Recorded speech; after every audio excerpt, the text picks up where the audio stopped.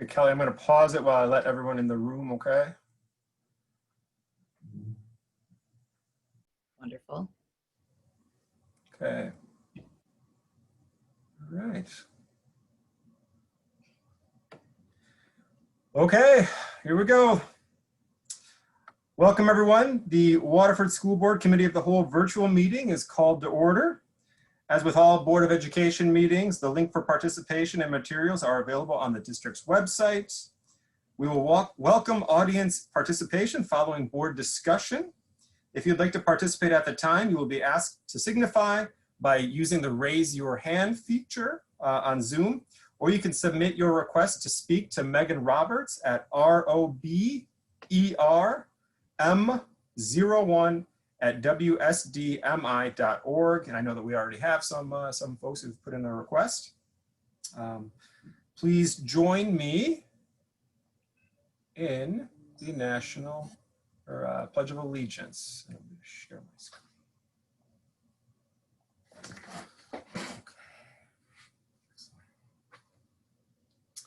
I pledge allegiance to the flag of the United States of America and to the republic for which it stands, one nation, under God, indivisible, with liberty and justice for all.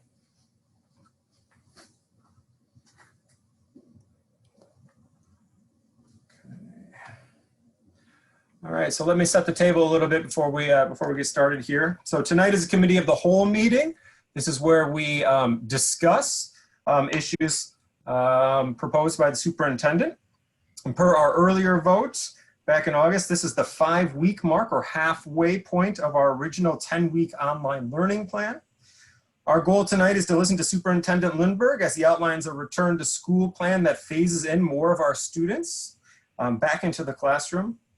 Our goal here tonight is to ask some questions, listen to our community, and all in a good faith effort to help craft a robust and safe plan for welcoming more of our students back into the classroom. And while most of our community members, all of our community members, parents, teachers, administrators, and board members are eager to welcome back more of our students, we are embracing a process that allows us, in much the same way that we did when we shifted to a fully online, we're embracing a plan that allows us to go slow, be intentional, to listen to our community, and to collaborate on a plan that meets the needs of everyone. So to be clear, tonight the question that should be that is guiding our discussion is, how can we continue to phase in our students and staff safely? And I'm going to say from the jump that as we do so, all of us are going to have to temper our expectations. No one's done this before. School, even in its more familiar face-to-face form, will not be the same. And before we can begin to think about the magic of learning together in a classroom, we have to make sure that all of us in the district has taken every single precaution and step it can to keep people safe. So that's on our plate tonight. And I am now going to ask Secretary Petrucia, would you please take a roll call vote or a roll call? I defer to you, Mr. President. You have the list. We are missing Member Halls this evening. Thank you. Very good. Approval of the agenda. If there are no objections, the agenda will stand as presented. Okay. Very good. So now on to Superintendent Lindberg, our return to learn update. Superintendent Lindberg. Thank you, President Aristidge and board members and all those that are watching in remotely. So as Kelly's bringing up the PowerPoint, I do have a presentation, and again, we look forward to the discussion. If there's any time tonight, board members, that you'd like us to stop or like me to stop, so you can ask questions, please do so, okay?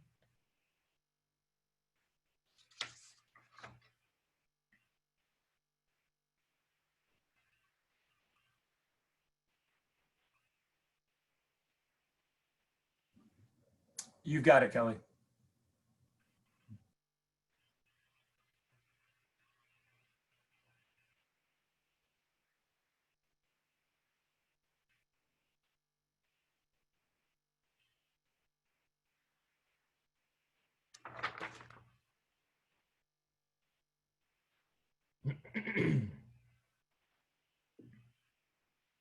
All right, return to learn update. On August 10th, we'll take us back to August 10th. Just a couple of months ago, the Board of Education approved the COVID-19 preparedness and response plan. And much of that I'm going to review tonight. So we're getting back to where we would have been back early August when we were preparing to open our doors for our students and along with Waterford Virtual Academy. And so we had discussed, and the board approved at that time, to do a 10-week remote start, but then also that we would do a check-in at 5 weeks, as President Ristage mentioned. So we are doing that, and we'll be reviewing some of that information, and especially the data trends regarding COVID here in the county and specifically in the district tonight. Back in August, then by the middle of August, the 14th, families had made a selection to select return as in-person and remote learners or through the Waterford Virtual Academy. The remote to in-person learning is offered to students junior kindergarten through 12th grade. This learning model is led by our own Waterford School District teachers and is designed to pivot from remote to in-person as needed. And when in-person students participate in the classroom, and then when remote students receive the same content through Google Classroom. Waterford Virtual Academy is offered to students junior kindergarten through 12th grade and is based on the online learning program Ingenuity. So I want to say key and paramount, foundational to where we are different than where we were back August 8th and August 10th and in the middle of the month is the partnership that was established with the Oakland County Health Department. And what helped with that was some legislation that was passed later in August. And that has provided a lot of the data, really all of the data that we'll be looking at tonight. In fact, I want to share with you that I've had a couple of different conversations with the epidemiologist just this week. In fact, just tonight, she and I were going back and forth on a couple of texts with some most recent data, which I'll be able to share with you tonight. The reason I share that this is critically important, that we're working with the health department. County superintendents had wanted that and said we needed that. And that, quite frankly, is why you saw so many of us closing down. There had been a little bit of a spike coming where it was coming down in June, our COVID numbers, where they were starting to come up in July a bit, and then in August. And so without the data, without some of the supports we knew we needed with the health department to bring our students and staff safely, that forced many of us to look at a fully remote start. In addition to that, later in August, we were provided nurses throughout the county. Waterford School District was provided 3 nurses. They've been here. They've walked our buildings. In fact, I know that at least one of our nurses met with one of the entire staffs today at one of the buildings. And they spoke to us about that at our Oakland County Superintendent's meeting just a couple of hours ago, and talked about, sharing the information, helping to dispel rumors and some of the fear that we have. They have been very helpful, and they have provided to us from Oakland County, and they are with us at this time through December 31st.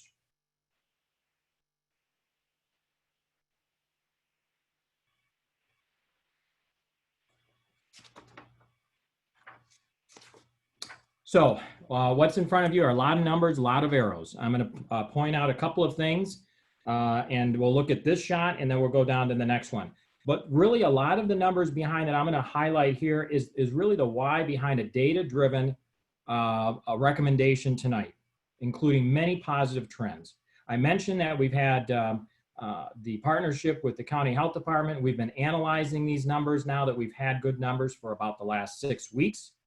That was from the newer legislation that I had mentioned that was so important. That legislation very clearly said, came out of Lansing, that we were to have that partnership with the health department where we would be sharing information and that they would be advising school districts regarding mitigation efforts, trends, and contact tracing.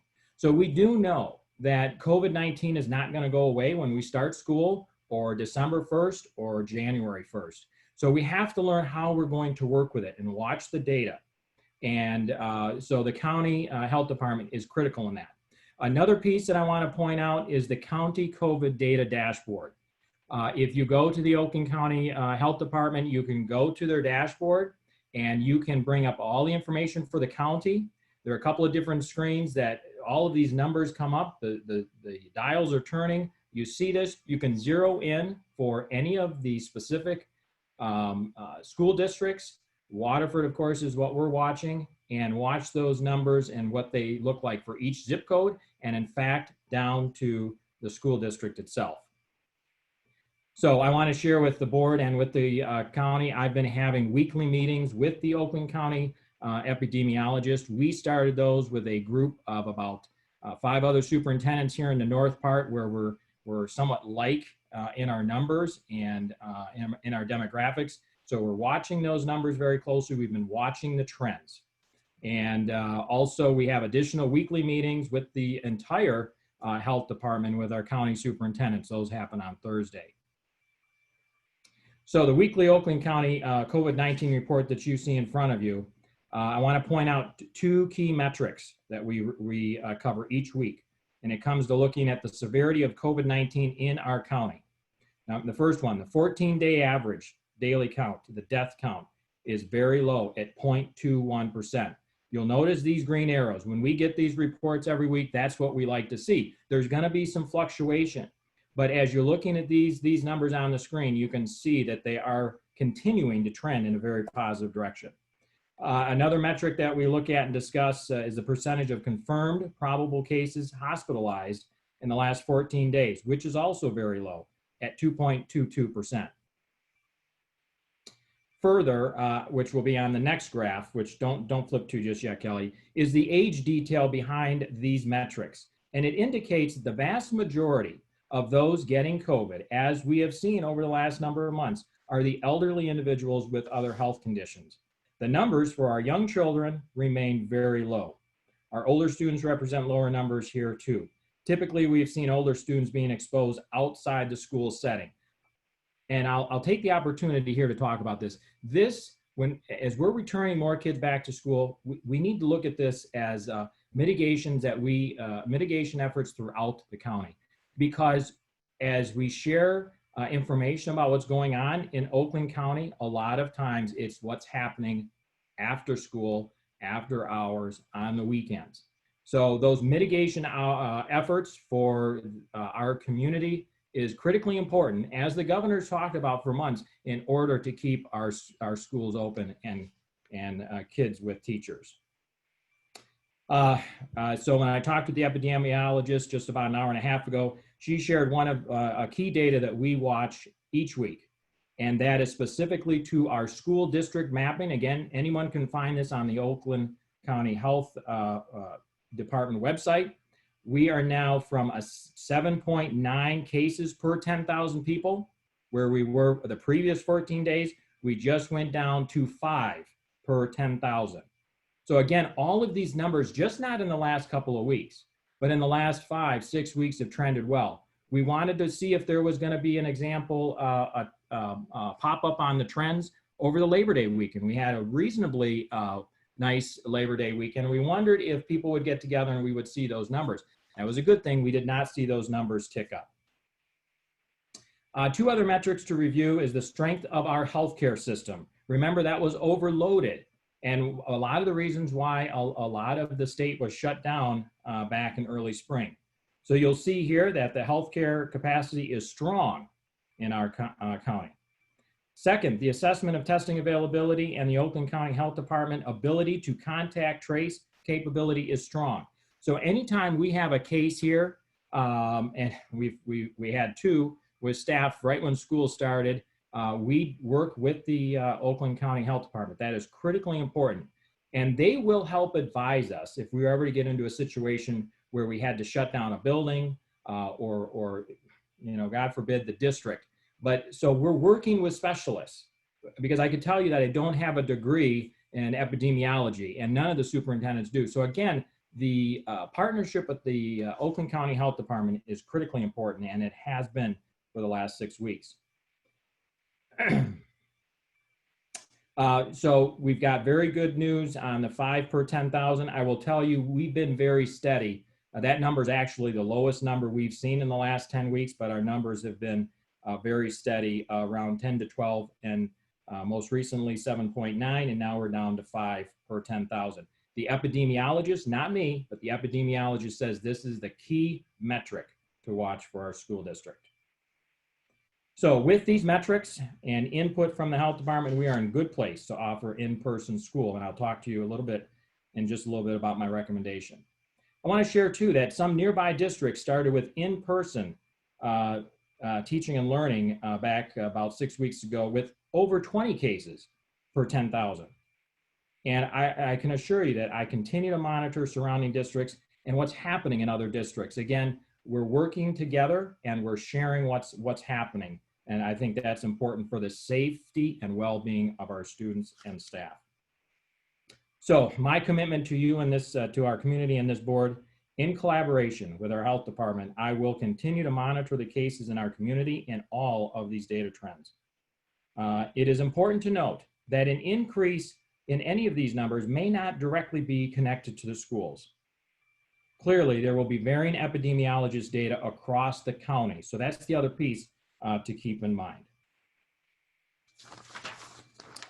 This slide I wanted to show you is they break it down to the age group. And of course, we're watching some key ages here, and very happy to see those green arrows, and the blue lines means pretty much stable in a good situation. So you know, just being transparent, these arrows will change by the week, but generally they've been pretty consistent. So we're taking a phased-in approach with in-person learning. I think that's been very important. That's a commitment I made to this community, to our staff, and to this board. Our safety during this health pandemic, right, is not gone away, but we know a lot more than we did a few months ago. So as we've taken this approach with the in-person learning, we've been able to provide teachers, principals, transportation, all of our departments an opportunity to make those adjustments. And we're going to continue. This is a fluid situation. And so that will continue to happen.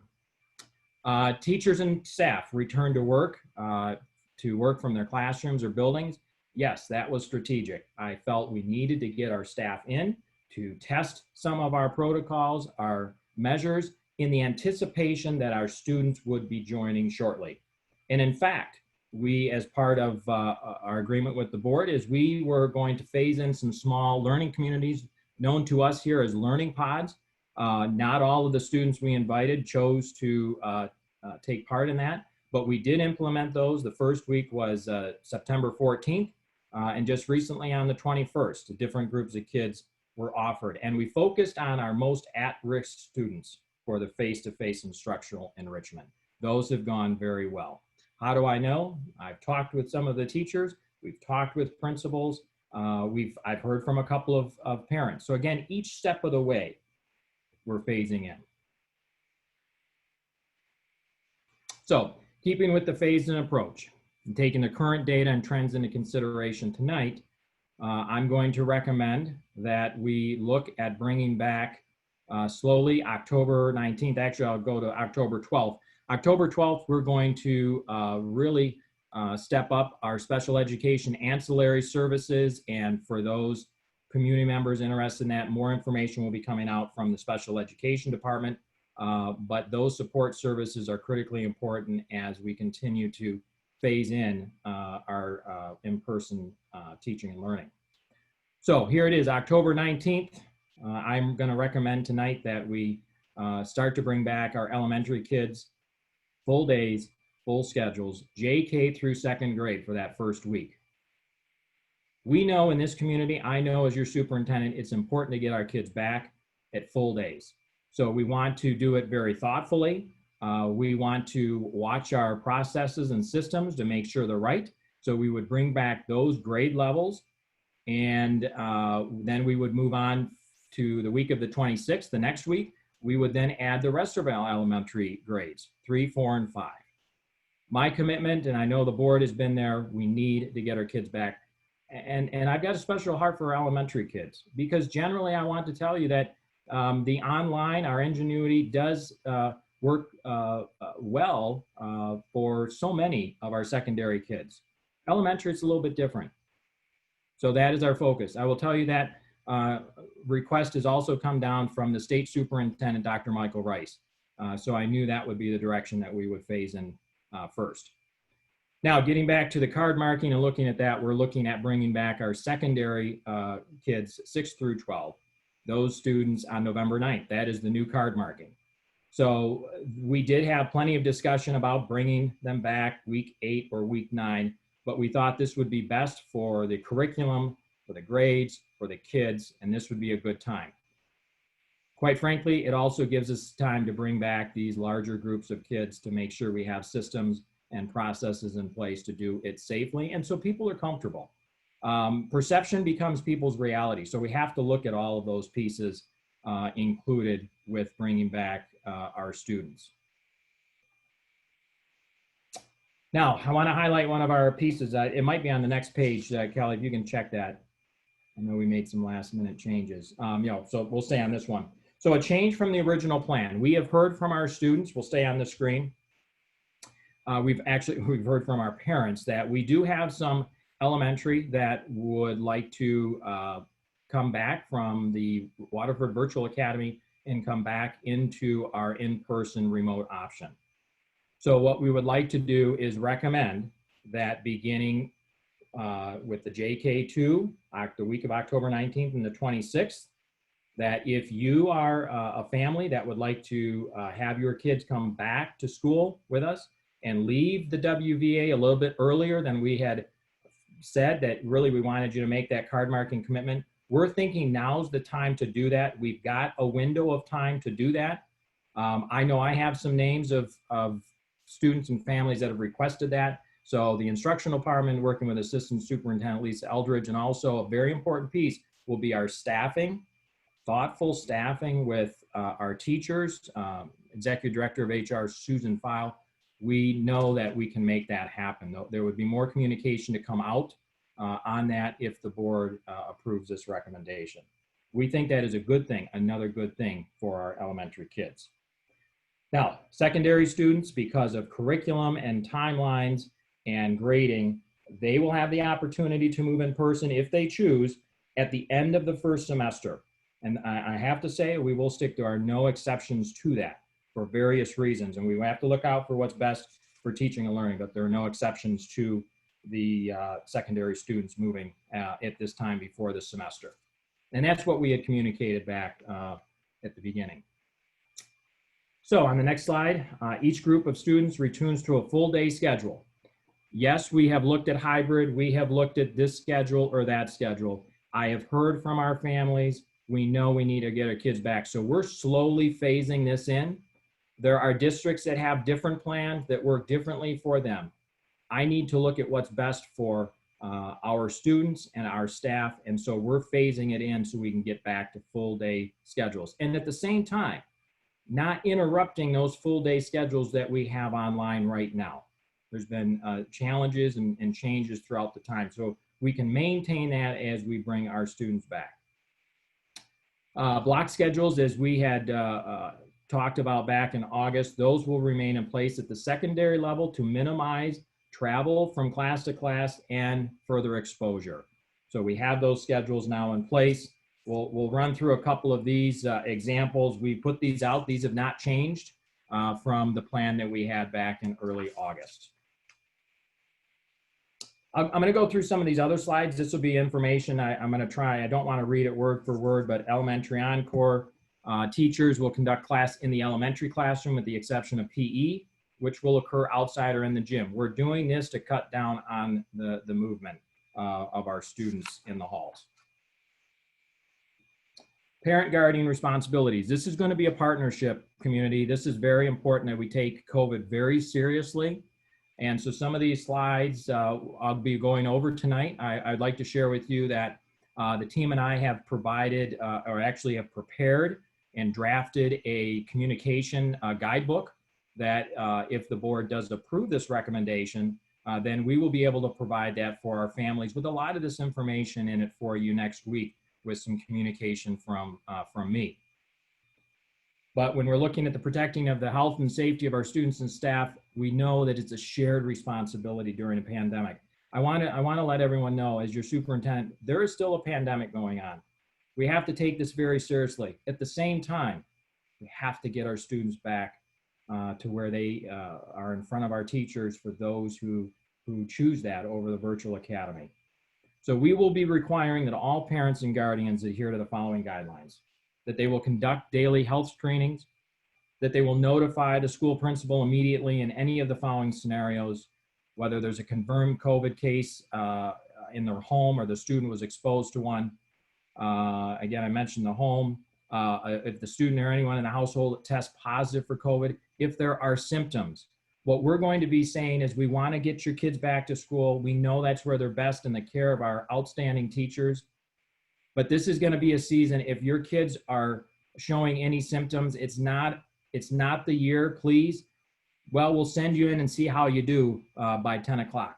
I'm going to ask as your superintendent, and the building principals will enforce those communications. When in doubt, please keep them at home for the safety of your students and all the rest of our students and staff.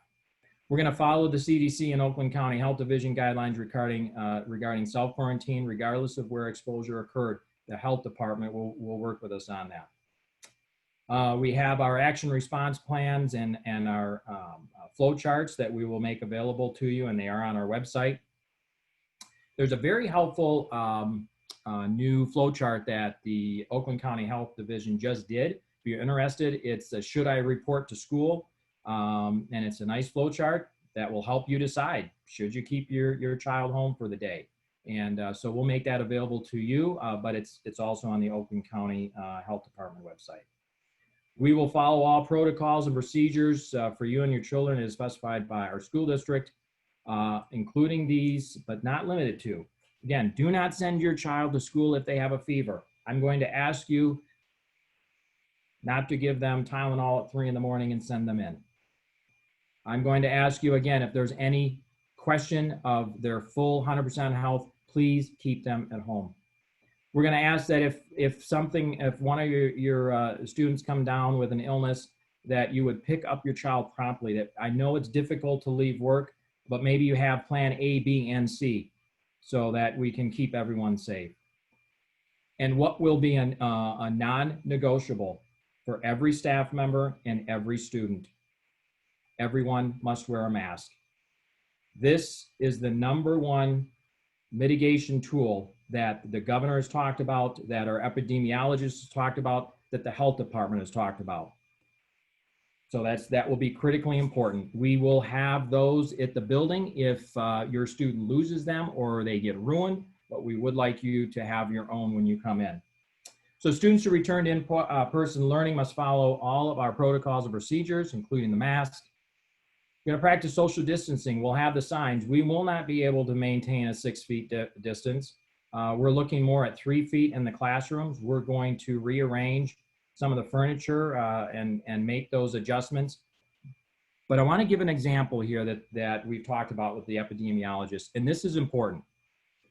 If I'm sitting next to a student who has COVID and I do not, and we both are wearing these, the chances of that spreading to me, even if I've sat there with this other student all day long, is less than 2%. Less than 2%. It almost doesn't happen. If you don't have these on, the percentages go well over 90%. I can't, if you take one thing from here, opening schools requires we must wear masks. And recall that in part of the roadmap back in the summer, the governor did not call for K-5 students to wear them all day. We did step in front and said that would happen. And most recently, the governor changed that. So all of our students must wear them in the elementary all day long. Okay, next slide. These are some mask breaks. Some of this information will be in our communication. I have to believe that we've been living this for a number of months. So kids and adults know how to wear masks, but we will provide this support and this communication out. One of the things that came out of one of our meetings with teachers back in the summer and through some of that thinking out loud, lanyards will be available for all of our students at the elementary level. So that will help them if they have taken down to eat or if they're taking a mask break. So that's something that we have here in the district, and they're actually getting ready to go out to buildings very shortly. This goes on to talk about the requirements. We want you to have cloth masks. They need to be washed daily. We're asking parents that as you get kids ready, when you pack, if you're packing their backpacks or older kids, when you're getting things ready for school, the one thing you want to check, make sure you have a clean, a good cloth mask to wear to school. We're not allowing neck gaiters at this time because it's questionable if they are doing the job. And so again, this being the most important mitigation tool, we're not going to take any chances. So neck gaiters, we will not allow. Face shields and bandanas are not an acceptable substitute for a face mask. However, there may be some parents who would like kids to wear face shields in addition, and certainly they can do that.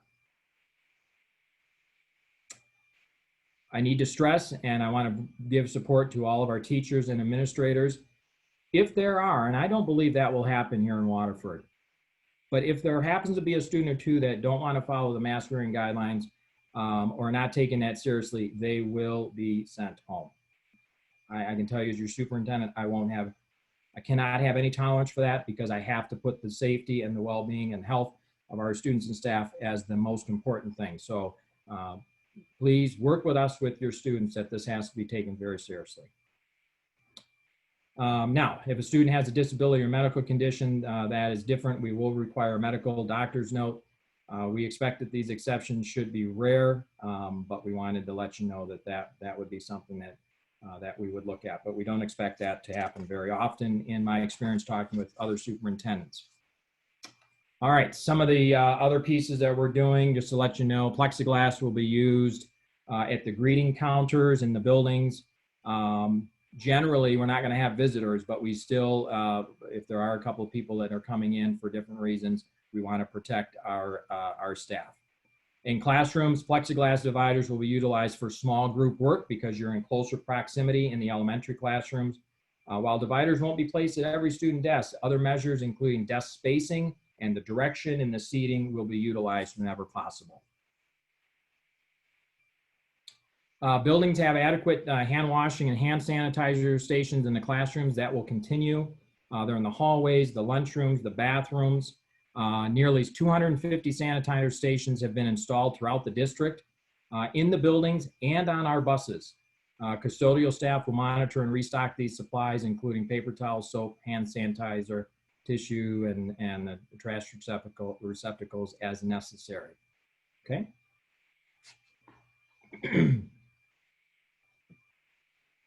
So just kind of some examples on classroom spacing and movement and access. We're going to be utilizing all of the space in the classroom. So there, you know how classrooms sometimes are set up to divide classrooms into different sections or centers.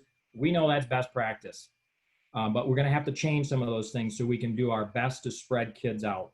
I know our principals have been giving consideration and working with our teachers on being innovative with some of the thinking, how do we space kids out? How do we use different spaces in the building for some of those larger class sizes? Because I need to share with you on class sizes, we will do our best to look at those, but just like any other school district, the way we are funded, we're not able to just cut the class size down to 15 or to 14 or 18. There may be some that end up that way, but generally we just don't have the dollars to do that. And I feel okay as your superintendent sharing that with you because it was a recommendation in the roadmap. We know that that's not possible, but again, it's these masks. These are the key mitigation tool. So depending on the student numbers in the classroom size, a 6-foot distance will not always be possible. But we'll be working to set up the classrooms to give as much distance as we can. Unique classrooms, just kind of go through some of these examples. Interventionists will meet in small groups in their rooms with students using plexiglass dividers. Elementary music classes will occur, but they're going to look different. You know, singing will occur only in very specific circumstances where students can maintain at least 10 feet of spacing and wear a mask. Some of these things, you know, we're going to be working through and being fluid. As President Richards said, this is not going to be school like we've always seen it. We're going to need to ease into that. We have to phase in, but we got to keep people safe. Secondary music teachers will be working together to develop a plan using guidance from the CDC and the National Association of Music Education. They're working on those plans right now. I know they met with one of our administrators just yesterday, I believe. PE classes will follow the same rules as MHSAA, wearing masks and social distancing when possible. Reading's very important. We need to have our elementary students being allowed to visit the library. This is key here. Based on information from the CDC and Oakland County Health Division, surface transmission of COVID is a minimal risk. Washing the hands, wearing the mask is key. And but we will have students sanitize hands before going and when leaving the library.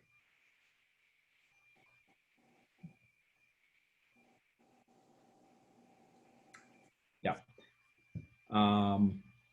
I'll share this, but although recent CDC guidance outlines that COVID-19 is transmitted primarily through the air, surfaces, enhanced cleaning protocols in each building have been instituted, and that will continue.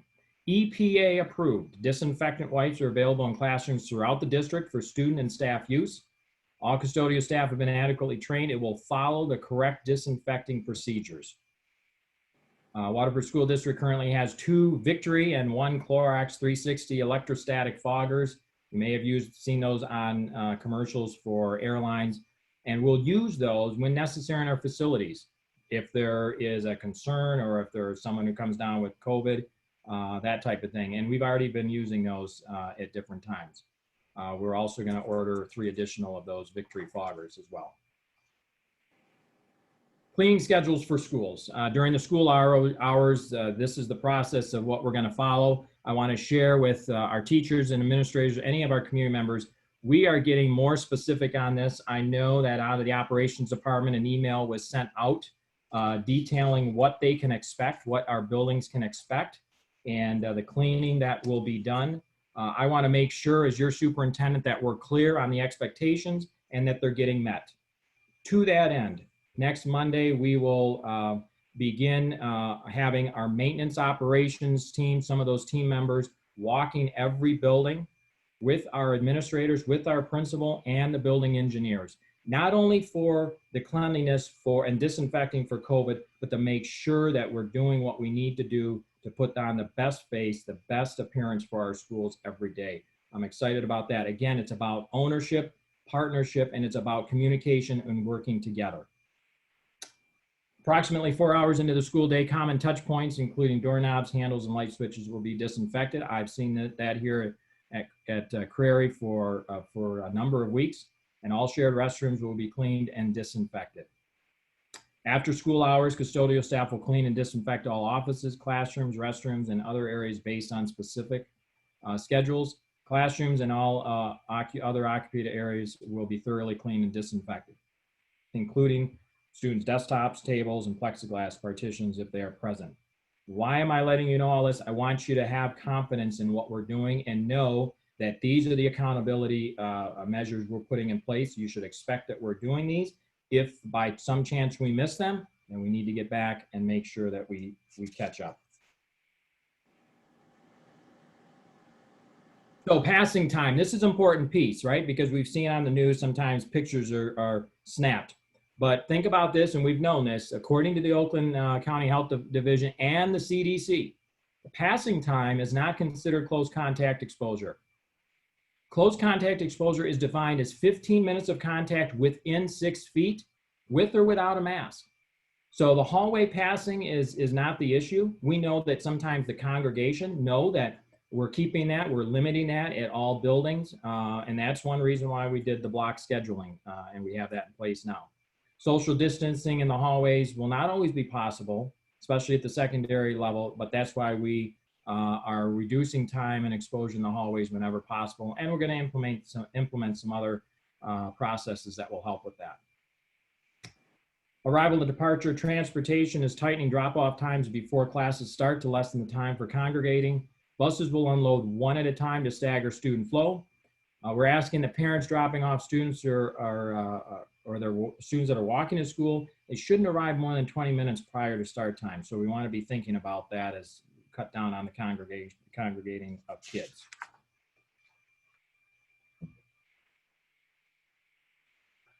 So hallway protocol, I've kind of covered some of this. The students remain in the classrooms. The Encore teachers are going to come to them. Whenever possible, elementary students will travel by classroom in the hallways. Right now, unfortunately, all of our drinking fountains are locked. The refill stations are still functioning, so that's something to keep in mind. At the middle school, the block schedules were established, and that will reduce the daily interaction and contact with other students. Students will be encouraged to use their backpacks. They're not going to be permitted to use the lockers during the day. Students will be expected to use the restroom during class times and not during passing time. So we'll work through that. Everyone needs to use the restroom. We know we want to keep kids safe. At the high school, again, block schedules were established. We've talked about that. Stanchions may be utilized in certain areas to mitigate the congregating. We're also looking at reducing students gathering in the hallways. Lockers will not be used. For now, common area seating has been removed. Again, students will not use the restrooms during passing time, but they'll be released individually during class time. Restrooms will aim to be monitored for lesser capacity. So signs have been placed throughout every school. We're going to continue to do that. It's a good visual. It's a good reminder. And so we're going to be doing that in certainly high traffic flow areas like lunch lines and offices, reminding people to physically distance wherever possible. So there have been some questions about ventilation. So I want to share with you that over the years, thanks to our taxpayers and this very supportive community, Waterford School District has made significant upgrades to heating, ventilation, and air conditioning system in our schools. We have systems that meet the Oakland County Health Department and American Society of Heating and Air Conditioning Engineer standards. The systems run continuously to ensure constant air movement during building operating hours. They have fully automated oversight systems that generate notifications of any adverse conditions. Our filtration standards call for filters to be changed 3 times per year or more if warranted. One of the things that we've done more recently is we are now moving from, which is a good filter, very good filter at 18. We are now moving to filters with the MERV efficiency of a 13. So all buildings are now being upgraded. That was a decision and a commitment we made last August. So talking about transportation, while maintaining 6-foot social distancing is not possible, and it's not required, right? I'm sure Lansing and their roadmap act knew that that was not going to be possible. That's why everyone must have a mask on. That includes all students and the driver. Disposable masks will be available if they forget them. You can't get on that bus without a mask, so we'll have some on standby if needed. All buses, in fact, will have hand sanitizer dispensers. They're already in. Students will sanitize hands before they board. All buses will be cleaned and disinfected after morning, midday, and PM routes. All of our students will need to have assigned seats. Assigned seats will be important community for contact tracing. So if we have just a couple of cases, it will allow us to focus in on what we need to do in terms of quarantining and that type of thing, so we don't have to shut larger areas down. So seating charts will be used throughout the day and at lunches. Students from the same household will be looking to have them sit together. Fortunately, bus passes will not be allowed for this year. The vents in the windows will be open, weather permitting, to keep fresh air circulating. And eating and drinking is not permitted on the buses because the masks have to stay on. So food and nutrition services, we've been working, they've been working with building administration, and that's going to continue. We're not all the way buttoned up on all those pieces, but we're getting very close on what we're doing for lunch and what we're doing for breakfast. And this is the time where we got to be careful, right? Because the masks are coming off. We're going to spread out the best we can. But you know, kids will be going through the lines with their masks on. They'll sit down, they'll eat, and they've got to put their masks back on. So we've looked at the lunchroom occupancy will remain under 50%. Sandy Elka and her team have been out in buildings looking at the lunchrooms and where we're going to be working on feeding our kids and working through those accommodations. Again, sanitizer stations are placed at the start of every lunch line. All food lines, and I've seen this in the buildings and cashier stations, have plexiglass dividers. Signage has been posted to help with the traffic flow. Where that has not installed just yet, it will be. I know that it's coming. And students will be spaced out as much as possible. And of course, tables will be disinfected between lunch periods. So some of the best practices that we've looked at, and we know at the elementary, include lunch options will be minimized, unfortunately, to keep the line moving. Again, that's something we need to do for this time. All items except for milk cartons will be served behind the line by the food service employees. Students will sit with their classroom and their cohorts, again, keeping that tight. And I mentioned the assigned seating. Best practices at the secondary level will not allow us to do the fruit and vegetable bar at this time. And produce will be available as grab and go. We'll have to offer more prepackaged items. We will, again, as I mentioned, be innovative and utilize other large areas in the building to spread students out. We'll use alternative seating. And again, yes, assigned seating will have to be utilized at all levels for contact tracing. And again, we hope that will not be needed much. Elementary breakfast will be served to students in the classroom. Breakfast will be served at the secondary level. Details, we are still working on those. And under the USDA grant program, this is a good thing to note, all school lunches are free.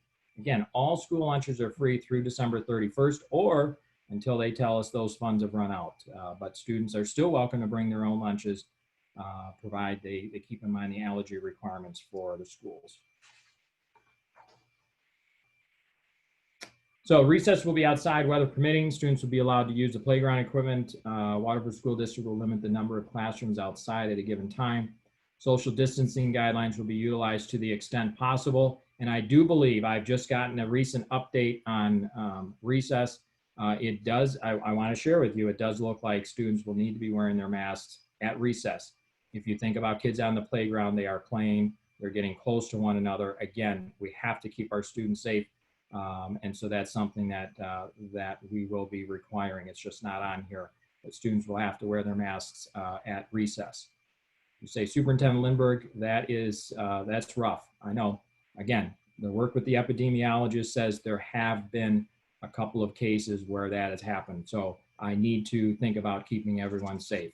So masks will be required on the playgrounds. So as has been the case, building visitors, not at this time. Visitors won't be allowed in the school buildings. If parents are bringing up materials or things need to be dropped, there'll be a place in kind of the vestibules to do that and to communicate with the office. And as previously set, our Waterford School District guidelines, there's no restaurant food deliveries or other outside deliveries to students. None of that will be allowed. So some more information on gatherings and field trips. Unfortunately, until further notice, there's no large gatherings inside the school. I know that's disappointing, or whether you've got concerts or recognitions and this type of thing. Conferences and other meetings will have to be held virtually. And there'll be no assemblies or field trips. Again, we're doing these things, community, to keep our students safe and to keep our schools open. Childcare, before and after school childcare will be offered at all of our elementary schools. All Waterford School District student protocols will be followed, including mask and social distancing when possible then. Now, students who are currently in full-day childcare will be able to switch, okay? So switch from the WVA and return to the classroom. Full-day childcare will be available to students currently enrolled for grades JK2 through October 16th, as I had mentioned, and grades 3 through 5, and I think that should be October 26th on that piece. So extracurricular activities, we've had some questions on these. Secondary school-based extracurricular activities can run following all CDC and the Waterford School District guidelines. Elementary activities will be decided on a case-by-case basis.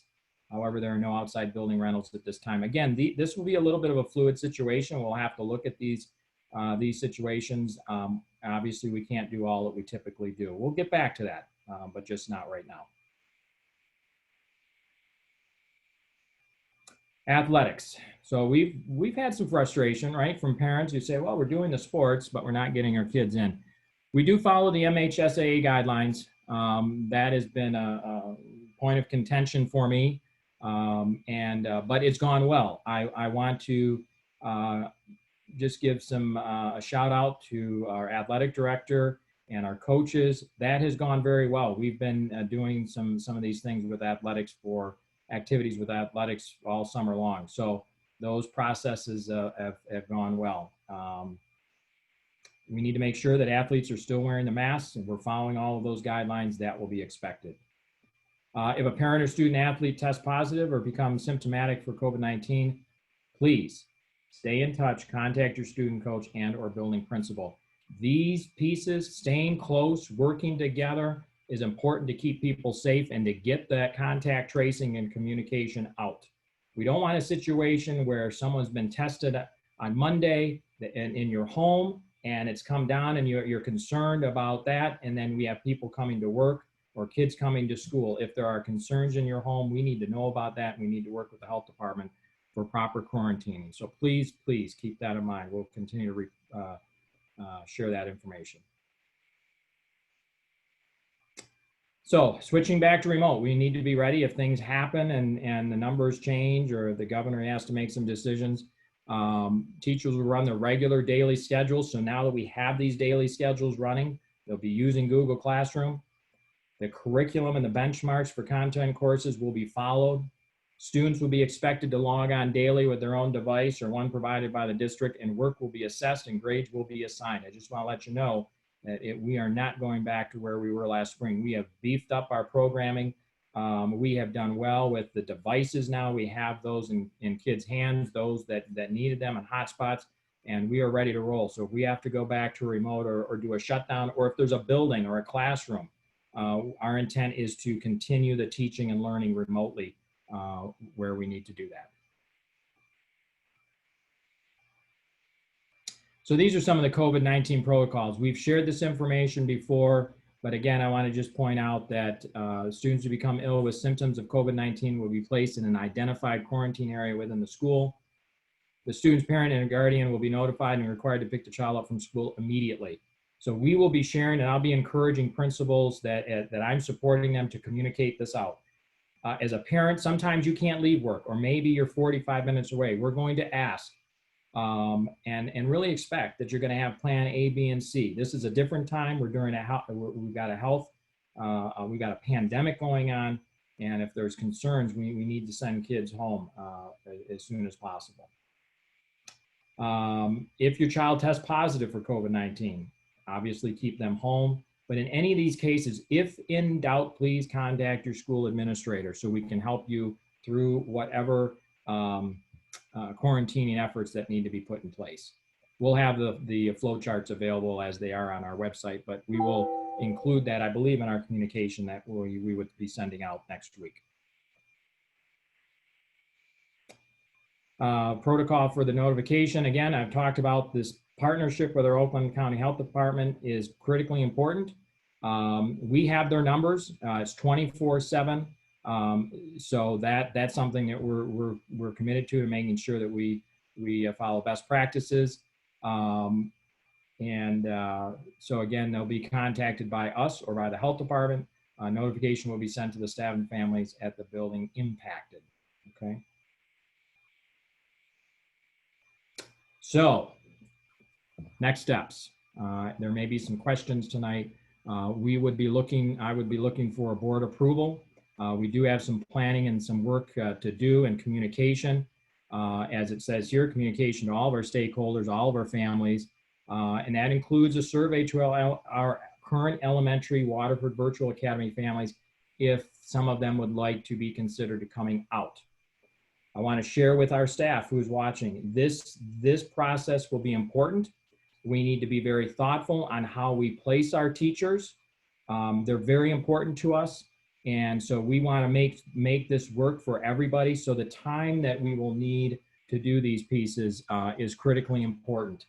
Depending on the numbers, I heard from some families today that are very, very happy in the virtual academy, and they have no intention of switching out, and that is fine. But we do know some that would like to switch in. That will require us to possibly do some different staffing with teachers in grade levels, and we have a process set up that Executive Director of HR will be working with our principals on that in the coming days and week. All right, so now we're open to questions, board members, and I've got my team here that will help as well. Thank you. I have a question, Scott. Thanks for the presentation. It was very informative. When we look at the virtual academy students then, so if we're doing a October 19th date for K through second, will the virtual academy students, like you said, you had a list, and I've heard from quite a few other parents as well, will they have that opportunity to start with that cohort of kids on the October 19th if they act fast enough? Yes, that would be the plan. So we would be communicating with them once we get a board approval. We've got some of those dates and timelines set up. I don't have them right in front of me, so I don't want to misspeak, but that's the plan. So we would want to integrate those kids right into the classroom. Now, there are some classrooms right now that have space, but again, there are some staffing adjustments that will need to happen depending on the numbers. And then another question. And I guess I'm channeling a parent that's got a first grader at home here. Is there an opportunity then, and I know you've thought this out very thoroughly, but for students to go back even earlier, I mean, like October 12th, and I say that, you know, because there are a number of students that, especially the K through second grade and even the upper elementaries, that parents are struggling right now, and the kids are struggling, and we know with those K through second grade, those are the fundamental years Right. where, you know, every opportunity in the classroom and instruction is important. Yeah, well, thank you for that. So my plan has always been a phased-in approach, and I know generally things are running well. I know the pressure is picked up at home. We need to do this safely, and the phased-in approach is so critically important. So we really have thought this out. If it was just up to me and there was no pandemic, we want to bring the kids back tomorrow. I'd like them back here August 31st, but that's not the reality we're working in. So we've been very thoughtful in the timelines that we need to make sure we roll this out very carefully. The other part of this is to be working with our staff and our principals to make sure all of the questions are answered. And even though we surveyed them back in June and we're coming back to this and we're getting feedback, it's important that we continue that communication and get everybody at a comfort level to bring kids back. That's the reason for a little bit of time here. And then the other thing, and I know this is something I've talked to you about before, the added cost of all of this for, you know, the PPE, the plexiglass, the sanitizer, the additional masks, all those kinds of things, you know, as we move forward. And then I know there's $28 million in CARES Act money that was available through Oakland County. And I know you have a meeting, I believe, tomorrow coming up where you'll be speaking with Oakland County. I do know that Waterford is likely to get a big, a good size or equitable size of that money based on our size, our employee size, and those things, just in my interactions with Oakland County and the Board of Commissioners. So we will be able to utilize some of those monies, well, all of those monies, because that's what it's appropriated for, to pay for some of these PPE costs, plexiglass, you know, all of these hand sanitizers and all these kinds of things. So I think the timing will be good. So with the kids going back to school, because those costs will come up. But I think the most important thing is obviously we do want to keep them safe and make sure that this is done in a way that everybody, you know, is safe. But I will also add that caveat that, you know, we think of the idea that if there is a way that the kids could go back a little earlier, even a week, I think it could make all the difference, because there are a lot of families out there that I've talked to, and even in my own experience, where, you know, it would be helpful to have our child in the classroom. Thank you. Colleagues, other questions for Superintendent Lindbergh? Yep. Scott, with as far as the janitorial services, the cleaning in the schools, not only during the day, but after the day is over, cleaning the buses, are we going to have to hire quite a bit of additional people to do that? I know we work with a company that cleans. Are we going to make sure there's more people than normal? Because obviously there's going to be a whole lot more cleaning and sanitizing that they need to do than from what they've done in the past. And this is one where, you know, it can't be missed. It can't be skipped. It has to be critical that everything that needs to be done gets done each and every day. So how are we as far as staffing with that goes?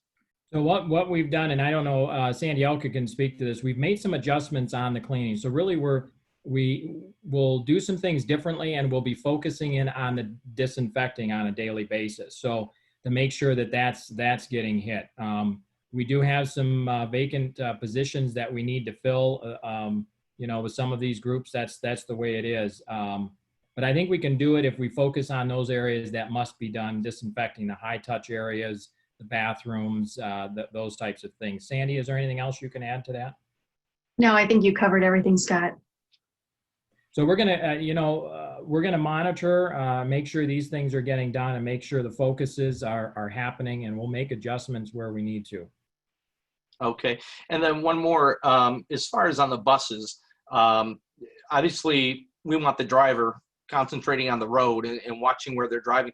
Do we have bus aids on every bus, or will we? Because obviously that, you know, for a bus driver to be driving the bus, watching the road and traffic, he or she is not going to really be able to watching kids taking off their masks, not sitting where they are. And is there any thoughts of possibly trying to hire additional people for bus aids? Because I think that's a very important part, that, you know, if kids get on that bus, 30, 40 kids, and they see the bus driver way up front, they're watching the road, you know, kids can be kids. Well, I know the buses, they have that mirror.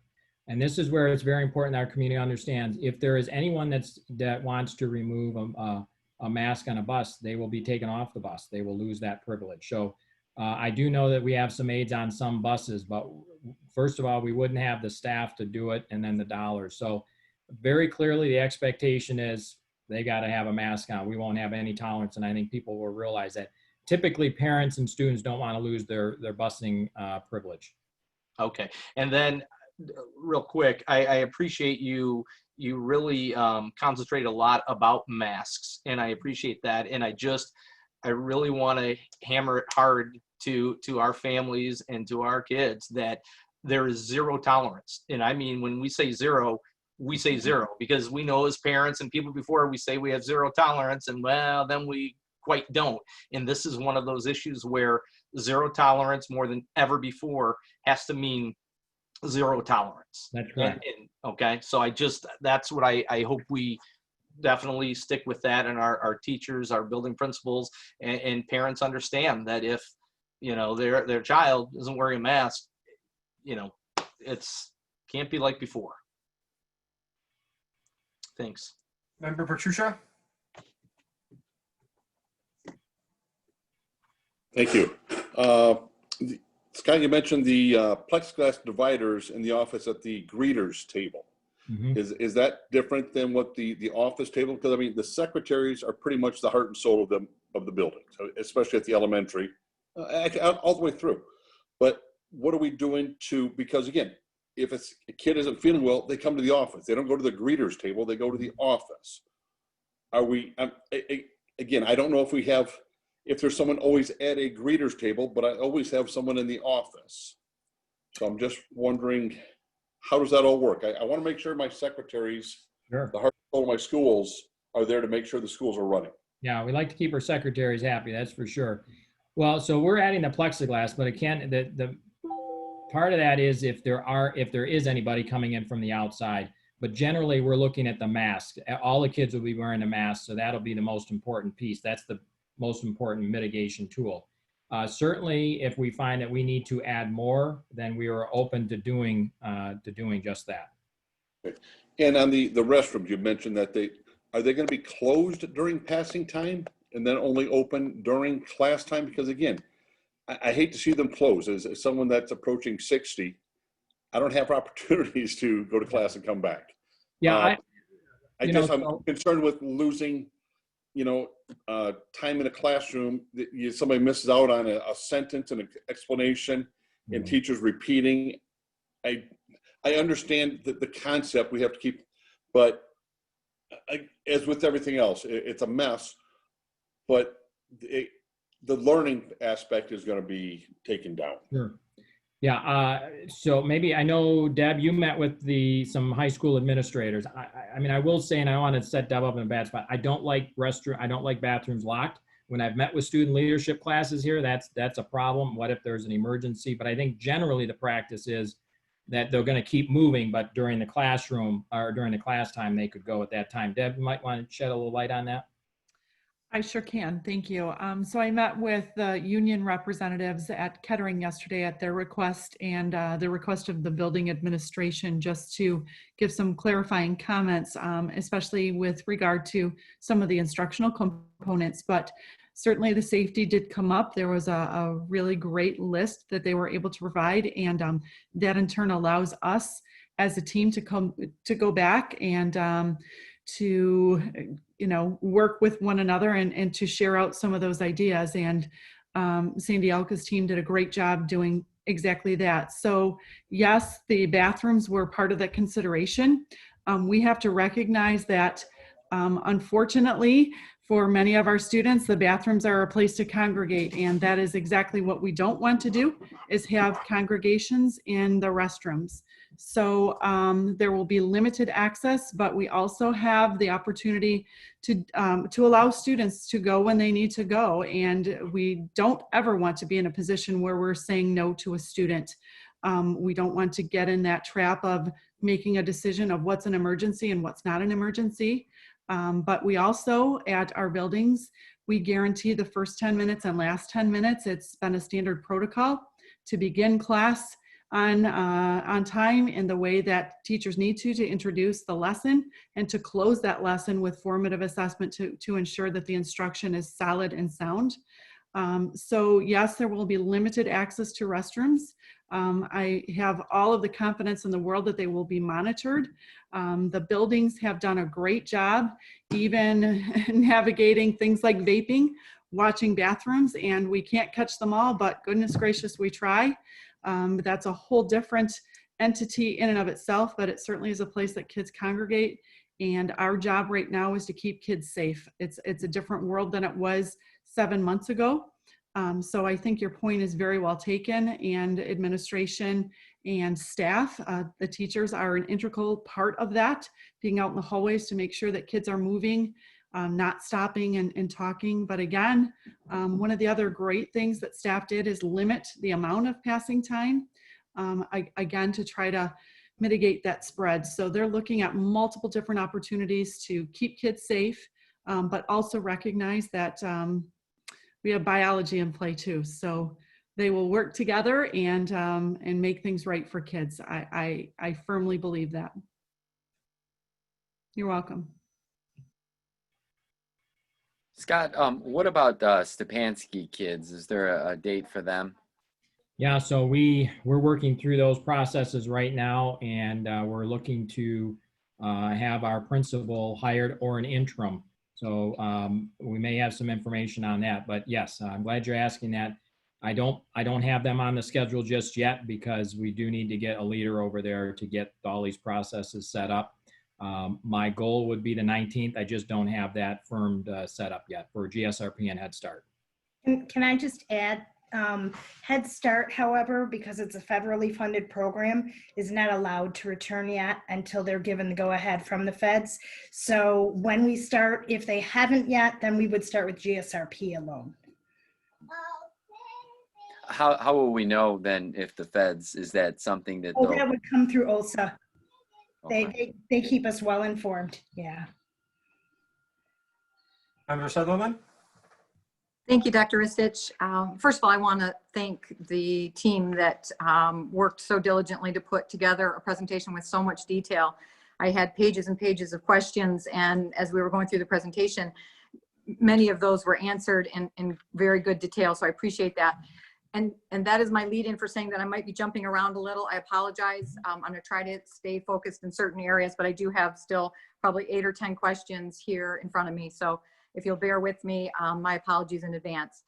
I'm wondering, first of all, whether there is an opportunity for our staff and for all staff members to be trained and to have an opportunity to review in detail collectively or, you know, within their buildings, these protocols and procedures, and to get answers to their questions. Is that something built into the schedule? Yeah, so one of the things, we sent out a schedule to our principals today. Maybe I'll have Sandy talk about that, to talk with their staffs and get some feedback on just kind of informing them, like you say, Joan, so they know, and so everyone knows what the scheduling, what the processes are, so they can get comfortable on that. Beyond that, what I'd like to do in the next couple of weeks, as I'd mentioned too, is getting our building custodial team out there to walk the buildings with our principals to make sure that so people are clear on what's happening. If they have questions, they can ask questions.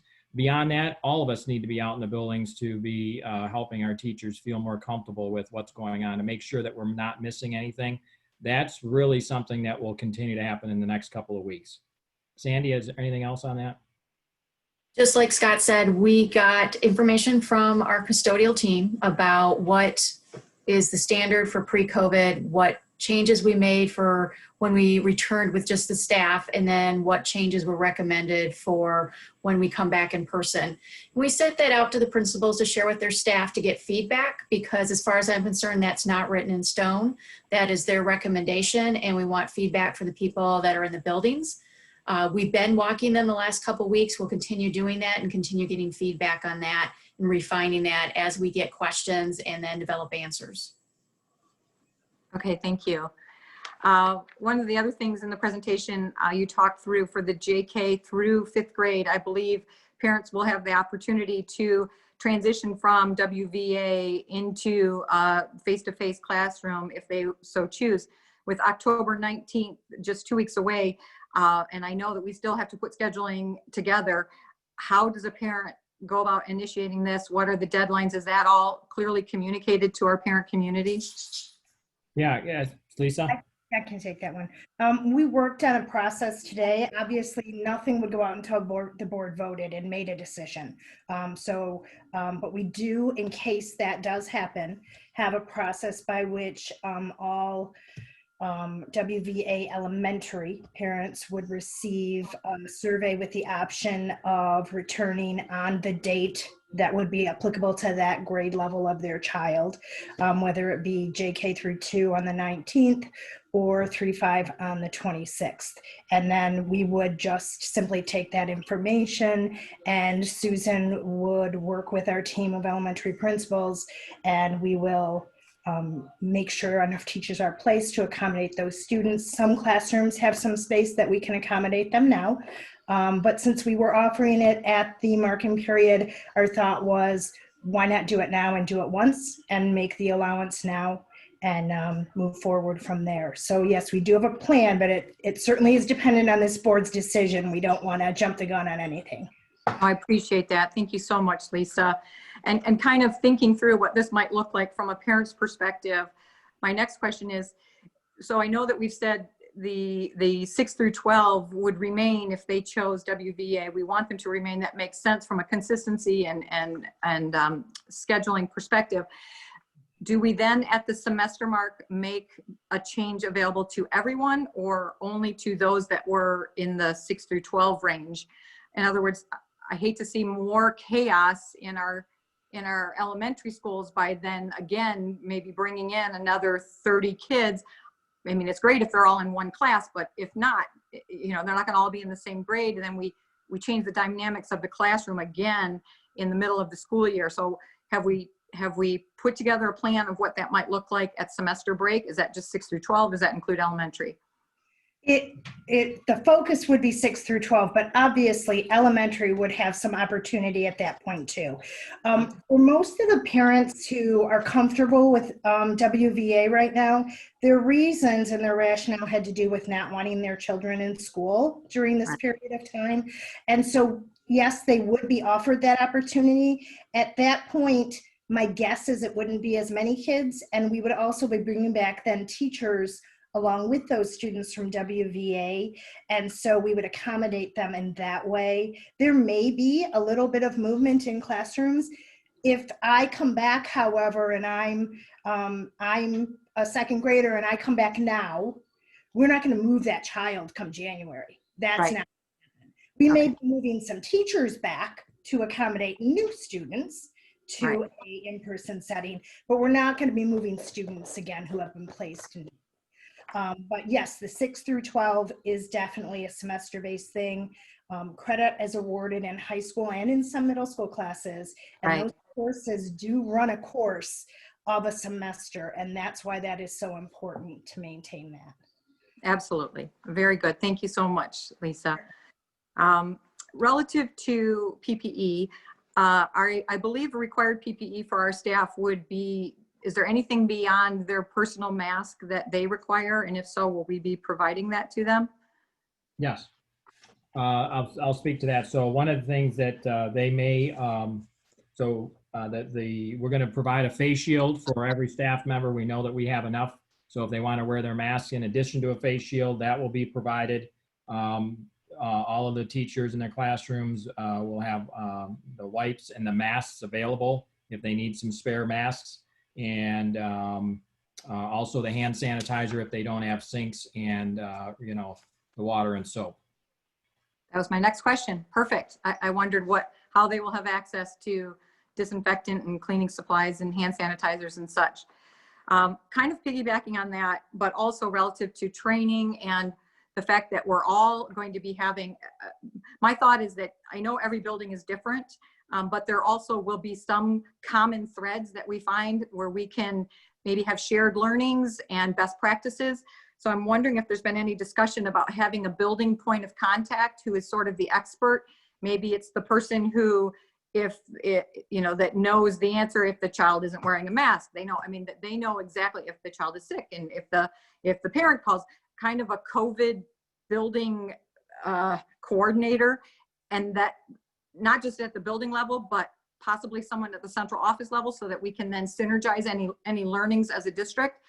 And piggybacking on that, and it's all part of the same question, is making sure that we're getting feedback from our staff and able to incorporate that, and from our parents and able to incorporate that, and as we can, as needed, so that we're able to quickly raise any concerns and questions and address them as a district, and not always just at the building level. So I'm just wondering if there's been any thought to how we might structure kind of a feedback loop to make sure that we're able to be more agile in adjusting to this new world we're going to be living in. I think one of our point of contacts are the administrators right now. That's where we've been at. I know Lisa's in contact with them. We met with them on Zoom last week. I think those are, I would want to think a little bit about that, but we need to be nimble. We need to be able to respond to what's going on. This team is meeting more often, and we don't want to miss anything. Lisa, any thoughts on that? I know we've had some discussion on the key people, but I think our administrators are our best contact right now. I don't want to put anybody on the spot. I apologize. Lisa, I'm so sorry. I didn't want to put anyone on the spot.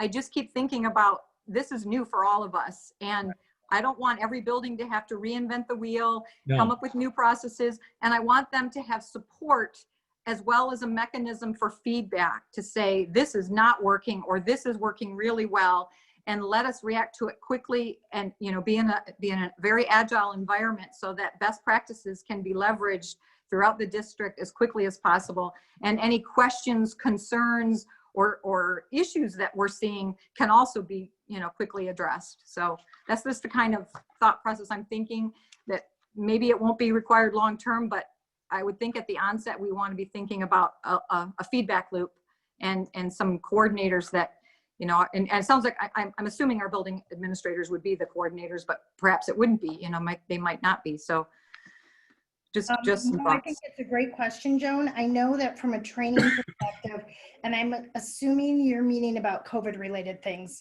Yes, because my mind goes to instruction, right? absolutely. Yep. No, COVID, all COVID. Yep. So I know that the nurses have already attended a number of staff meetings, are working with buildings and are being welcomed in to do so. So that is one method of training. For my perspective, we have worked with the administrators. I think it is extremely important that we not only continue but increase the level of feedback that we are getting from staff and administrators. And so I know we had talked about some work groups and committees, and I am hoping that we move forward with that because I think that's very important. But do we have dates for that? No, not as of right now. At the elementaries, I know that the building administrator is going to be the point person and probably the building secretary. Those are probably going to be the two people we're going to be relying on most because of the setup.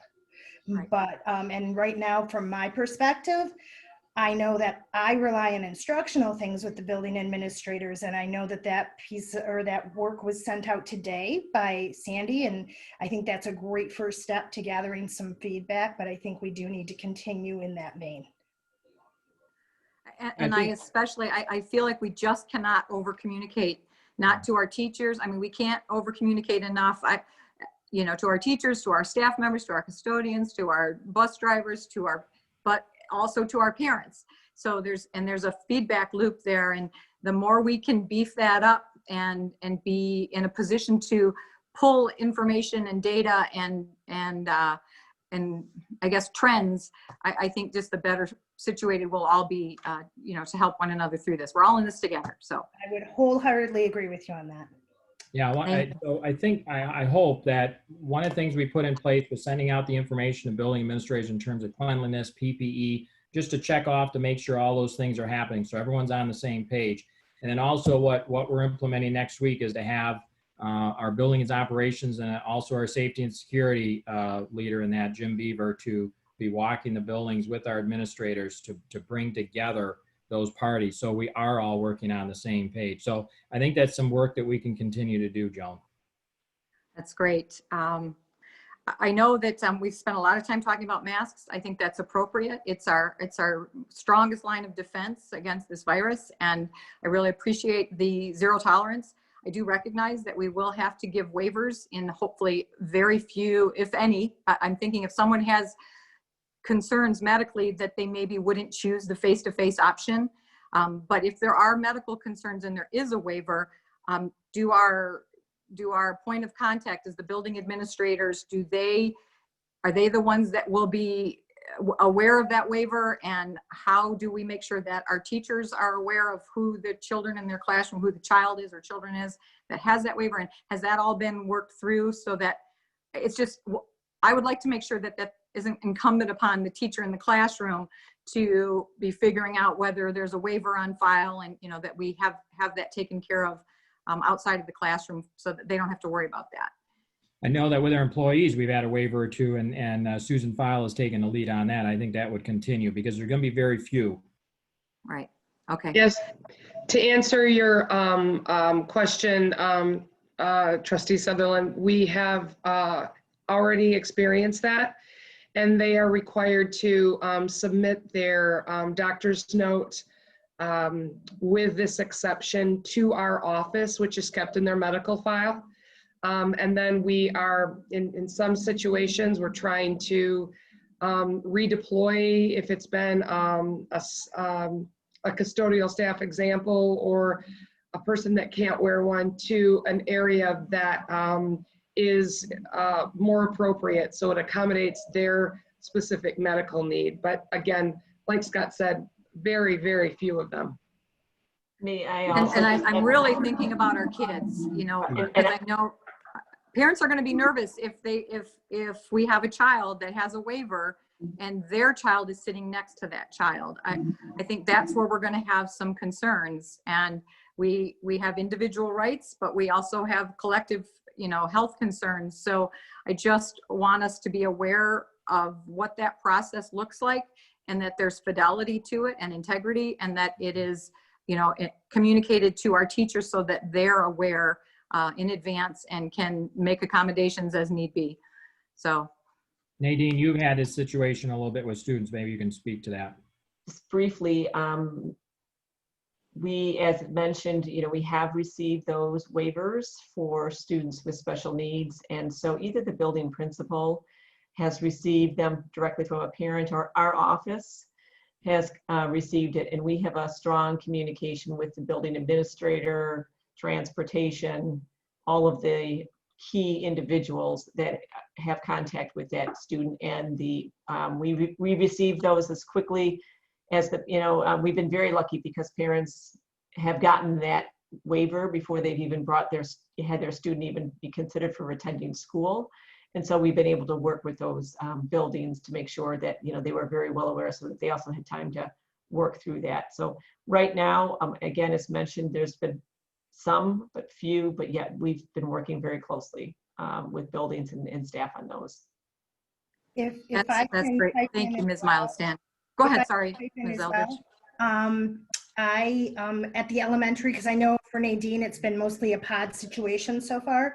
I was talking to Darren, and we are thinking that we may want to look at this as a plan of care for a student, which would be noted in MyStar, so that every teacher for that student would have access to that information. And that way the communication is very clear and it's available. So thank you, Darren, for that suggestion. That's a great suggestion. Nice work, you guys. That's great.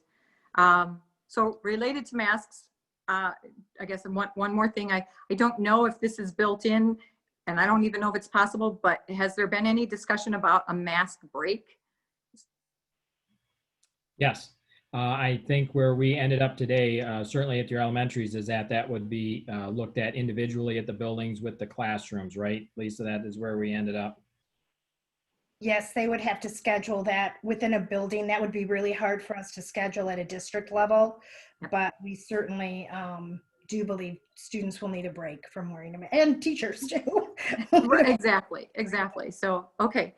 And I'll just take this quick minute to, since I know we have a lot of parents on the line right now, that in addition to all that you've heard, when your child gets glasses for the first time, or they're wearing a retainer, or it does take some work on your part to help them understand not just how to use it properly, but the reasons and the how important it is, and maybe even have them practice wearing it at home. And you might already be doing that, but it is not hard. It is very difficult for a child, especially the younger children, to go from not wearing one ever to wearing one all day long. So if you can ease them into that as a transition prior to that return to school date, that helps everybody, but most especially it helps your child. So just really, that would be great.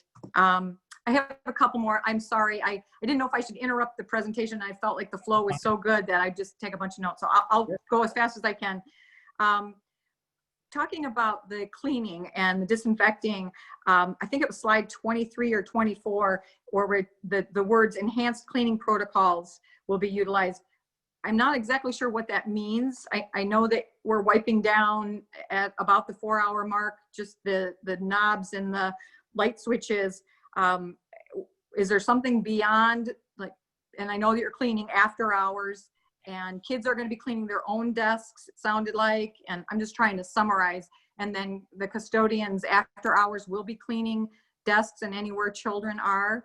Yes. Am I summarizing that correctly? Are there additional enhanced cleaning protocols that I might not have grabbed? Understood? Sandy, I don't know if you want to speak to that, thinking about what we sent out today and some of the changes.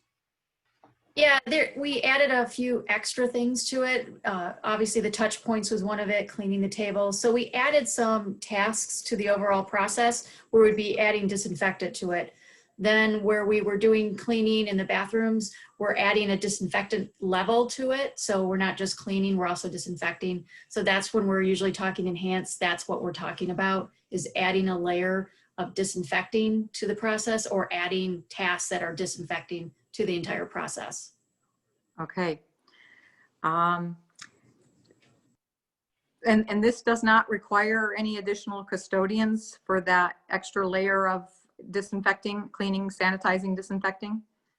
Is that what I heard you say? I think, Scott, I think you answered that earlier, that we believe that we can accomplish this without any additional manpower. Well, what we've done so far, and I'll let Sandy talk about, is we've moved people around and we focused on different things. So for the time being, but it may require, Joan, you're right, there may require us to find some additional employees. This group and this pay level is sometimes hard to do that. So we will be challenged with that, but that's going to continue to be monitored. Okay, if you could just keep the board apprised on that. To move on to from cleaning into the air quality and the ventilation, is there those filters, the 8 to the 11, I understand we're putting a better filter in.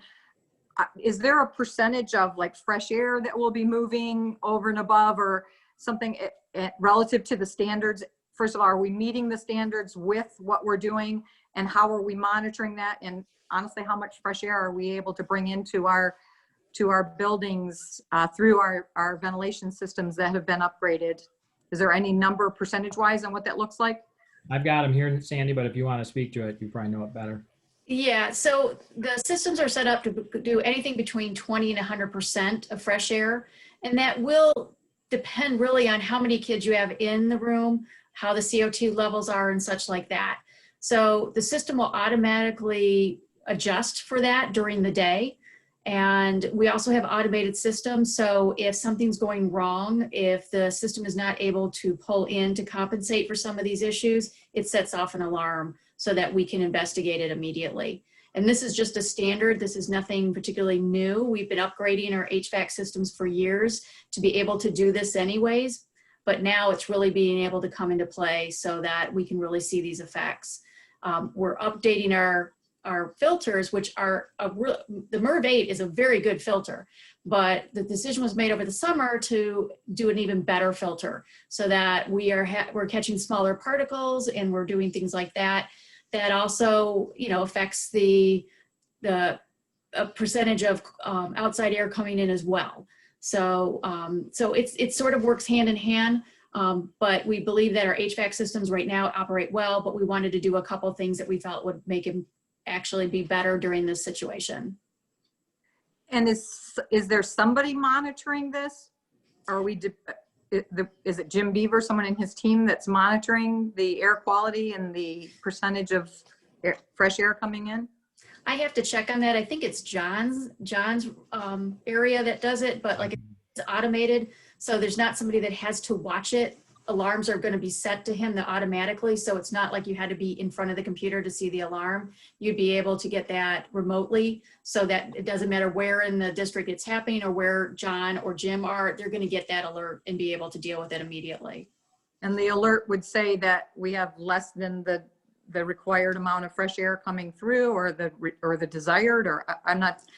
Well, what it does is there's certain things we look at like the CO2 and the heat level and stuff. So if we set the heat for that day at say 70 and it goes below, we get an alarm. If the CO2 is above the set level, we get an alarm. So we could have different alarms during the day depending on what kind of criteria. So it wouldn't just be one thing, but it could be several things that do it. But the nice thing about having these automated controls that we put in place is that we don't have to be sitting in the computer watching it. We don't have to be in the building to check it. We can get that information electronically. Is there an automatic control for how much fresh air is included in the ratio? No, somebody asked that question from one of the buildings and I have to follow up on that to see if we can adjust it to say 20 can't be, make it 30 as the minimum instead of 20. I have to find that out. Okay. If you could get back with us, I'd appreciate that. And then relative to food and nutrition, is there, I know that they talked about in there, I think this phrase was grab and go. Does that mean that a child could touch food and then put it back? Yes, we are really trying to work with the buildings to get the students to be educated not to do that, to really just grab one and take it. So that is going to be part of the education, but we're trying to reduce the amount of things that they can grab so that that reduces that chance that the student is putting things back and potentially contaminating it. Yeah, because I'd be very concerned about that. I know how kids are. They touch all kinds of things, and that to me, especially because it's food, is there any way that we could not have just deliver everything to them, or is that not? Well, we talked about like at the elementary level where the only thing they're grabbing is milk. So Okay. that's one thing at the elementary level where Okay. we, obviously it's the biggest issue with that. So, and then we're thinking of different ways of presenting it at the secondary level. So it's much easier for them to only grab one and not try to return it.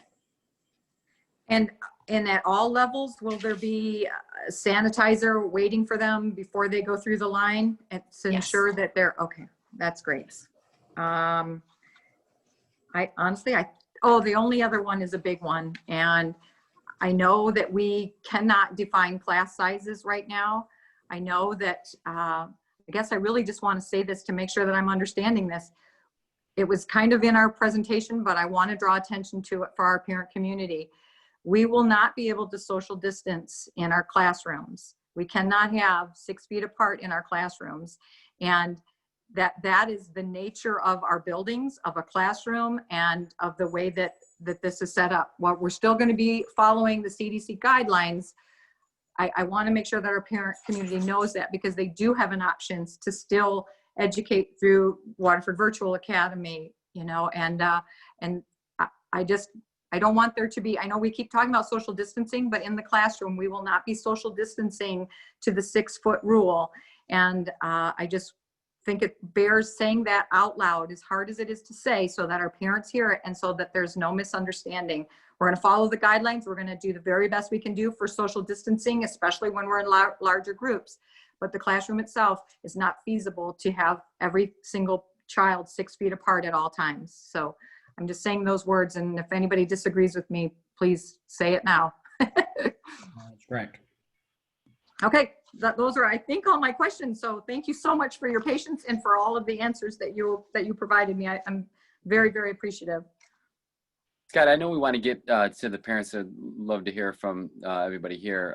But just one thing I wanted to state is that, I think there is such a thing as over communicating, though, because as a parent, you're getting 2 or 3 different emails. You're getting one from the gym teacher, from the Spanish teacher, from the teacher, from the district. So I think when we do communicate to families that we are succinct in the way that we do it, and that we don't over communicate, because when you have a bombardment of information, things get lost in the mix. And a lot of our parents, we're working, we're getting bombarded with emails from our work, from all these different things. So I just don't want parents to get overwhelmed, with information. But I think, obviously it's important that they have the information that they need, that just the way that we do it, and it sounds like that's what you're doing, that we're succinct, and we're getting it, in the right avenue, in the right way, because I don't want things to get lost in the mix when we're getting so many different emails from so many different avenues.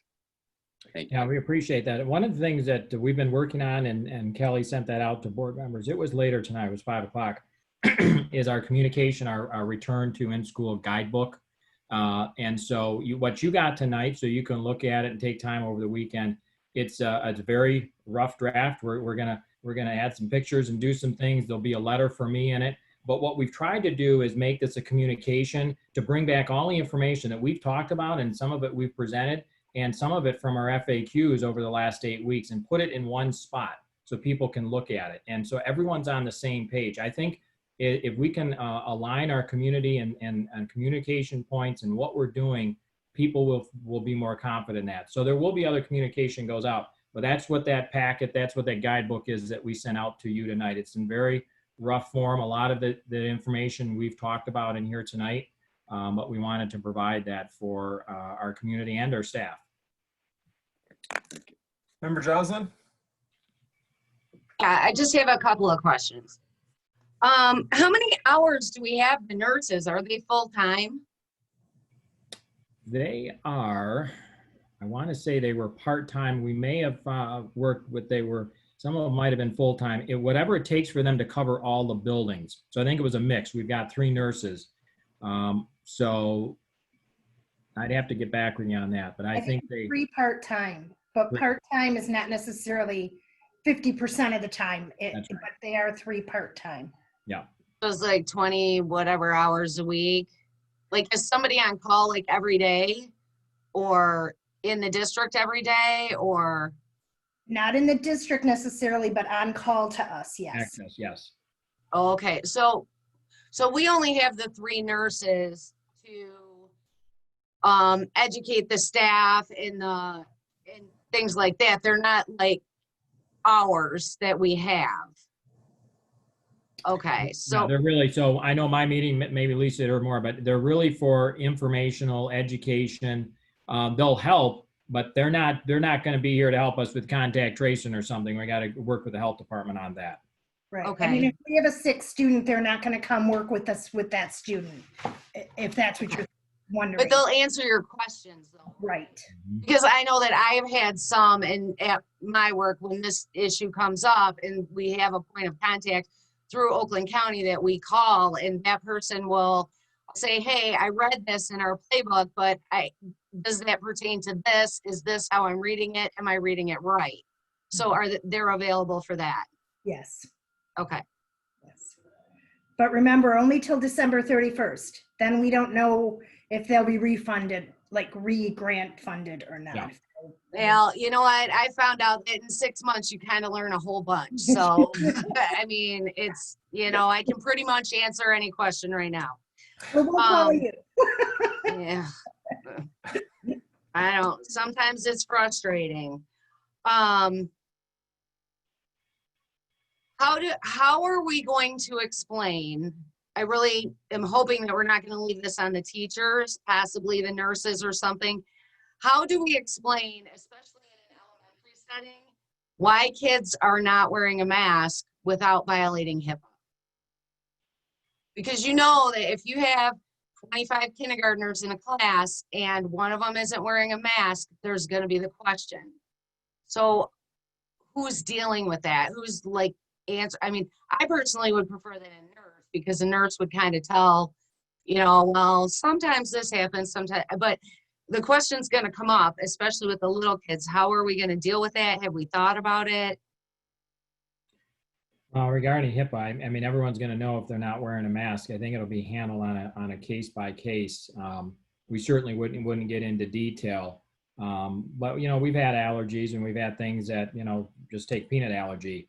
You might like peanuts, but if there's somebody with that in the classroom, then there are some guidelines that are set up. So typically people know. We'll have to be real careful with that, Julie. Lisa, you may have a little more experience on that, but we will certainly protect the individual. I think Lisa had a good point tonight about the plan of care. We'll have to be thoughtful. One of my conversations would be, we want to offer all options, but the virtual academy might be a good place too, but we will find a way to work with them. Right. I just think that it's something that we should prepare ourselves for. Maybe we should have a script for, maybe we should have a, sometimes kind of even like the peanut allergy. The thing is, Julie, in all my years teaching in a classroom, we have had, obviously not this situation, but I did have a student once who had to wear a mask because of an autoimmune issue. I've never had a parent of a child say that I couldn't talk to the class about that and explain that everybody's different and different students need different things, and we're a family and we help each other out. So usually that would be handled in any way that you would have any student in your classroom that might appear different or have a different need. I had a student once who, even though hats weren't allowed, he wore a hat because it made him feel comfortable because he was undergoing chemotherapy and he didn't want others to, he would rather wear the hat than not have anything on his head. And you'd be surprised, kids just understand, they get it and they're okay with it. So I would handle it the same way I would handle any situation where a student was doing something a little differently than the rest of the students were doing. But I'd start with the parent and getting permission to have that conversation. Okay. And this one, you knew it was coming. You don't wear a mask and what happens? So my kid comes to school, he says, I'm not wearing your stupid mask. He takes it off his face. He doesn't put it on when you tell him to put it on. He goes home. Does he come back the next day? What happens if he does it again 3 days later? Is there a 3 strikes you're out? Does there have to be a change to the code of conduct because of this? I mean, because trust me, I have seen the level of enforcement on midriff tops and the shorty shorts and whatever. And this one, I am not going to negotiate on. And I think that this is my own opinion, that the clearer you are about what is going to happen if you break this specific rule, the much more kids and parents will be apt to comply. Is it the suspension? Is it an expulsion? Do you have to go into WVA? What is going to happen when we encounter this? Because we will, especially in the high school. I can tell you as a superintendent that we're going to have zero tolerance. Our administrators, our teachers are going to have that support for me. I'm assuming that's where the board's at. We know that this is the #1 mitigation tool. When we're talking about the health of our students and our staff, we're not going to play games. If they refuse, it's insubordination. And so if we have to get into the discipline and suspensions, we will. So the first day you're sent home. After that, if we want to talk about discipline, then it's just clearly insubordination. We have let the staff know, and you can hear from me tonight, we will not be having any tolerance of that type of non-compliance at all. Okay. That's all I got. Thanks, Julie. So I'll take a couple of questions. I do want to amplify Julie's concern about having some sort of clear definitions for our students in terms of non-mask compliance. I think they have to know from the get-go the consequences of not wearing masks, and I think that's going to really benefit our teachers, staff, and administrators too, having those clear guidelines. I did also want to sort of plus one what Member Sutherland said about developing that feedback loop between our teachers, our administrators, all the way up to our central office. Because we know as this goes, our teachers are going to discover, those idiosyncratic, those things that we haven't accounted for and couldn't account for because we just don't know. And so I'll encourage you, our colleagues, to think hard about that, because I think that's going to be really important, and that's only going to help us to get better and to keep our kids and staff safe. I have a couple questions. What about those who provide services? So I'm thinking social workers, reading interventionists, speech paths. Have we developed protocols for how they will approach their instruction and their services? I can speak to the reading interventionists, and then Nadine can pick up for her department. We are going to allow reading interventionists to meet with their groups. They will have plexiglass in their rooms for small group instruction. Sometimes they push into a classroom too, so they can certainly do that as well. But if we are using all the mitigation procedures and protocols, it really should be no different than them being with their teacher.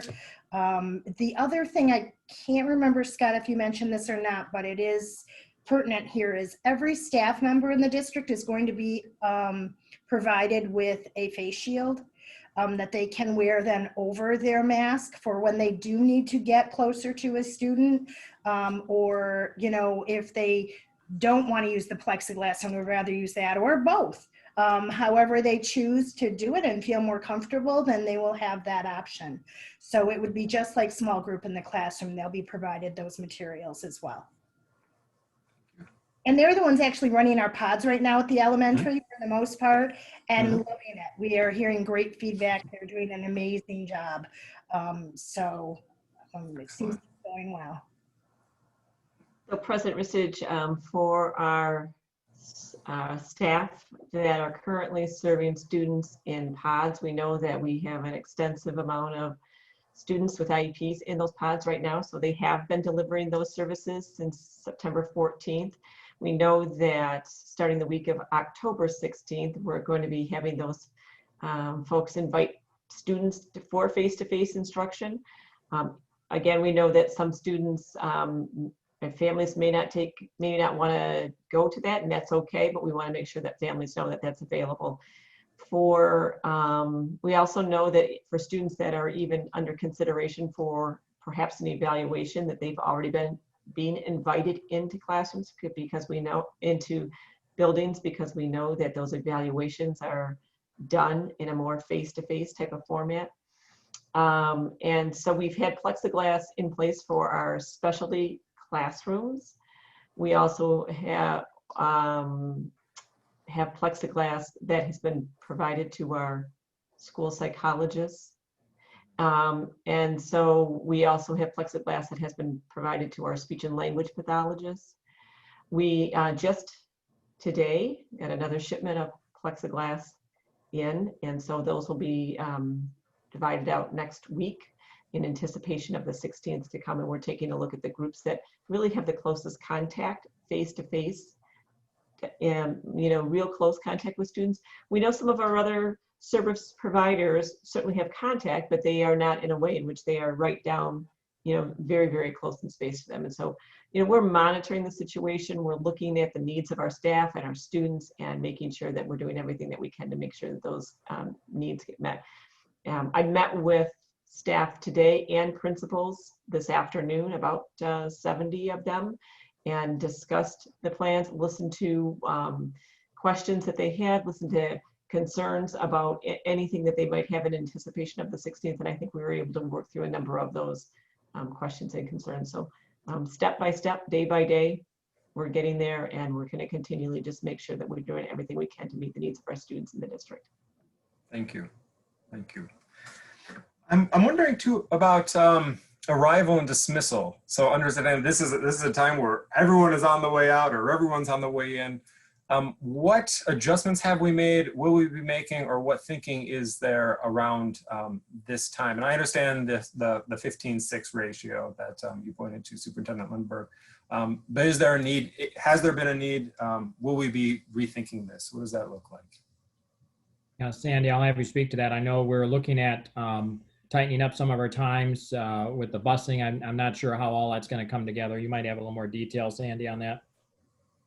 What we've talked about is tightening the arrival times so that we're within 15 to 20 minutes of when the normal start time would be, to reduce the amount of time the students can congregate.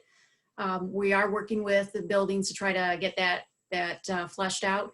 We are also encouraging the buses to let out one at a time. So instead of what you would normally have is as many buses get up there, they go out. So again, encouraging them not to congregate and go from there. For the dismissal, I think we haven't really had a chance to go in detail about that as to best practice. I think we've been really looking about getting kids to school and getting them through school. And so we'll add that to our list of conversations when we meet with the principals and see what their input is on that. Excellent. Thank you. I also, I think the board's gotten emails. Well, we've heard so many perspectives, and one that maybe I'd be interested in hearing a little bit about is what happens to those parents who are in remote. They're listening to us tonight and there's no social distancing. I don't know if I'm comfortable sending my children back to face-to-face. Are there options available to them, or what might we be thinking about this contingent of our parent set? Yeah, we do have some challenges with that because the semester and the card marking are all underway. I think we would look at those cases, but it is going to be difficult to move them into the WVA right now. Lisa, maybe speak to that a little bit, but we shared that with them back in August, but we do know that could be a challenge. Yeah. Yeah, and it's really, there are only so many seats that have been allotted for, and those have been used, and it's really, would be really challenging because you can't just get a seat with no name. You have to give that to a person, and it is a semester commitment, as it is allowing the elementary. out of that commitment, but that doesn't mean we can then replace those students and those names with another. That's not quite how it works, so. Sure, sure. Superintendent Lindberg, how good are we feeling about our contractors who help clean our buildings and our infrastructure? This is, I think, a recurring concern from our teachers and staff.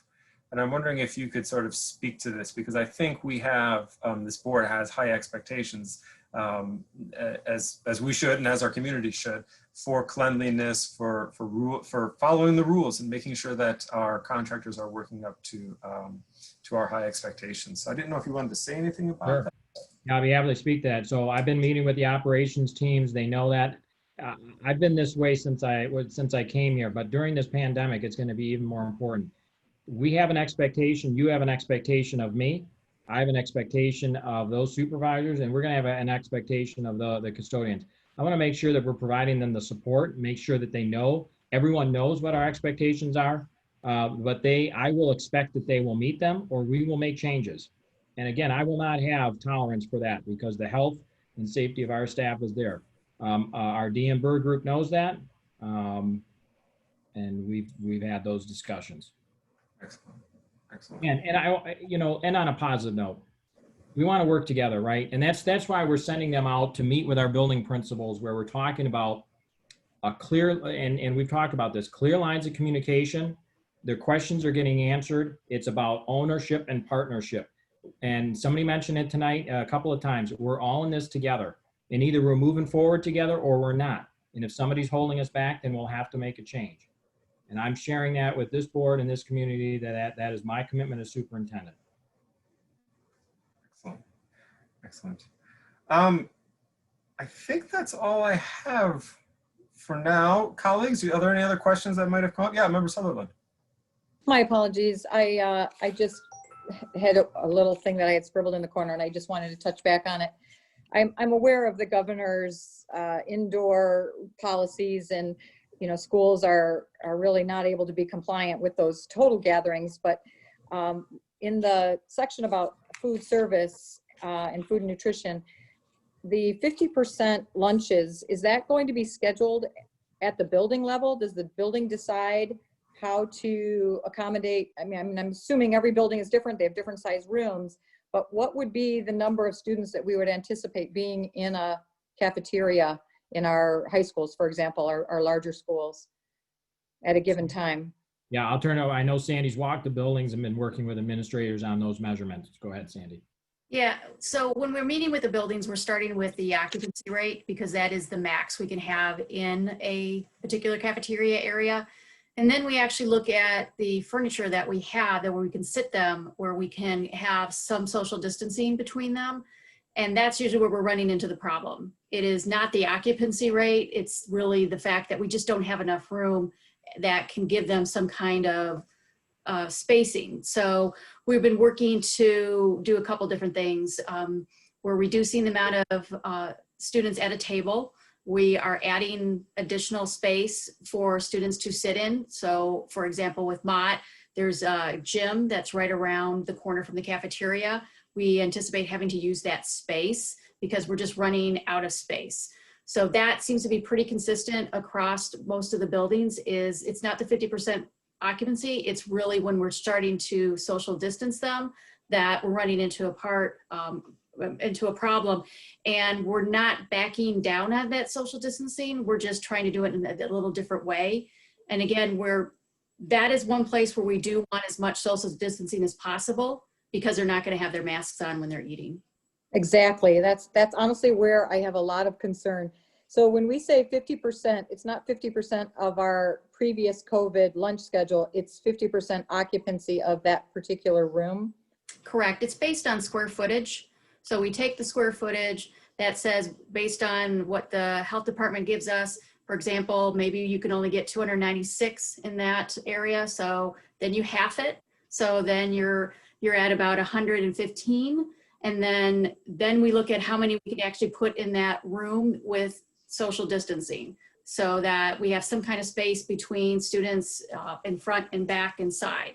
And that's where we're running into issues and where we're coming up with different ways of putting the seating and finding extra space for students to eat their lunch, because that's really where our issue is we are trying to create more distance at lunch.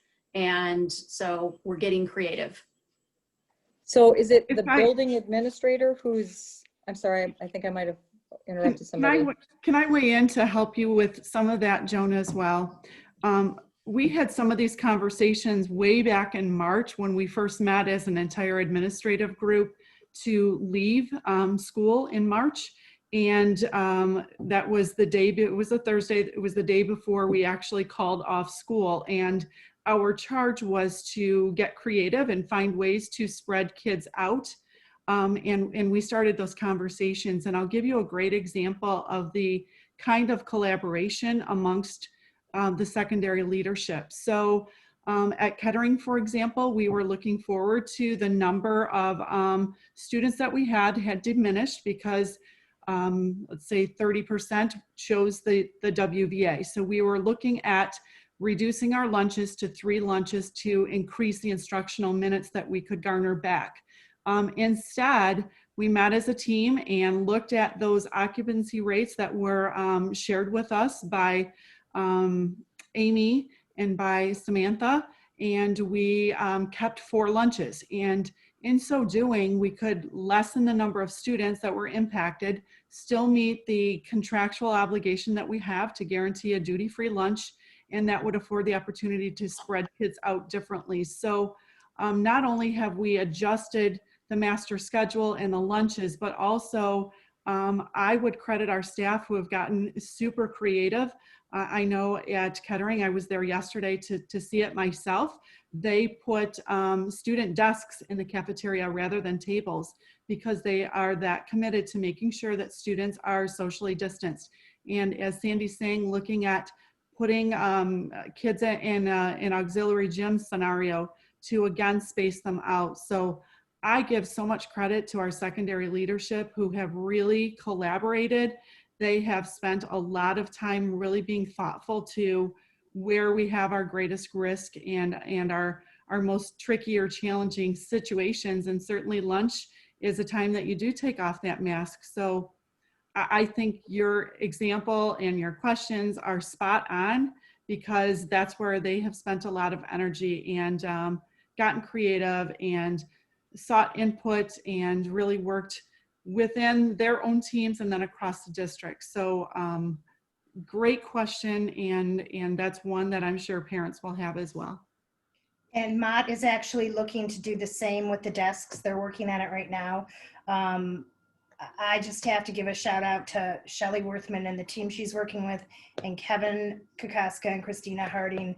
They have worked very closely on a lot of this stuff and have gotten, I thought the desk idea was brilliant. It was like, I never thought of that. Gee, we have all these classrooms of WVA kids and there's no kids in them. Let's take those desks and put them in the cafeteria. So they have really been thinking, and they're really collaborating well. That 2 really good teams right now. So I so appreciate the work that's been done and would just, I think, challenge us to continue to think outside the box. For me, that is going to be, I think, the greatest risk because, again, kids will be kids, and even in a separate desk, they're going to want to go talk to their friends, and they're not going to have their masks on, and they're, you know, you can't force them to sit down in the one chair. So the smaller we can congregate kids and the smaller we can make that number, if there's anything we can do scheduling wise, separate room wise, separate, you know, even far apart rooms, you know, LGI rooms. I just challenge us to be really thinking outside the box on that one, because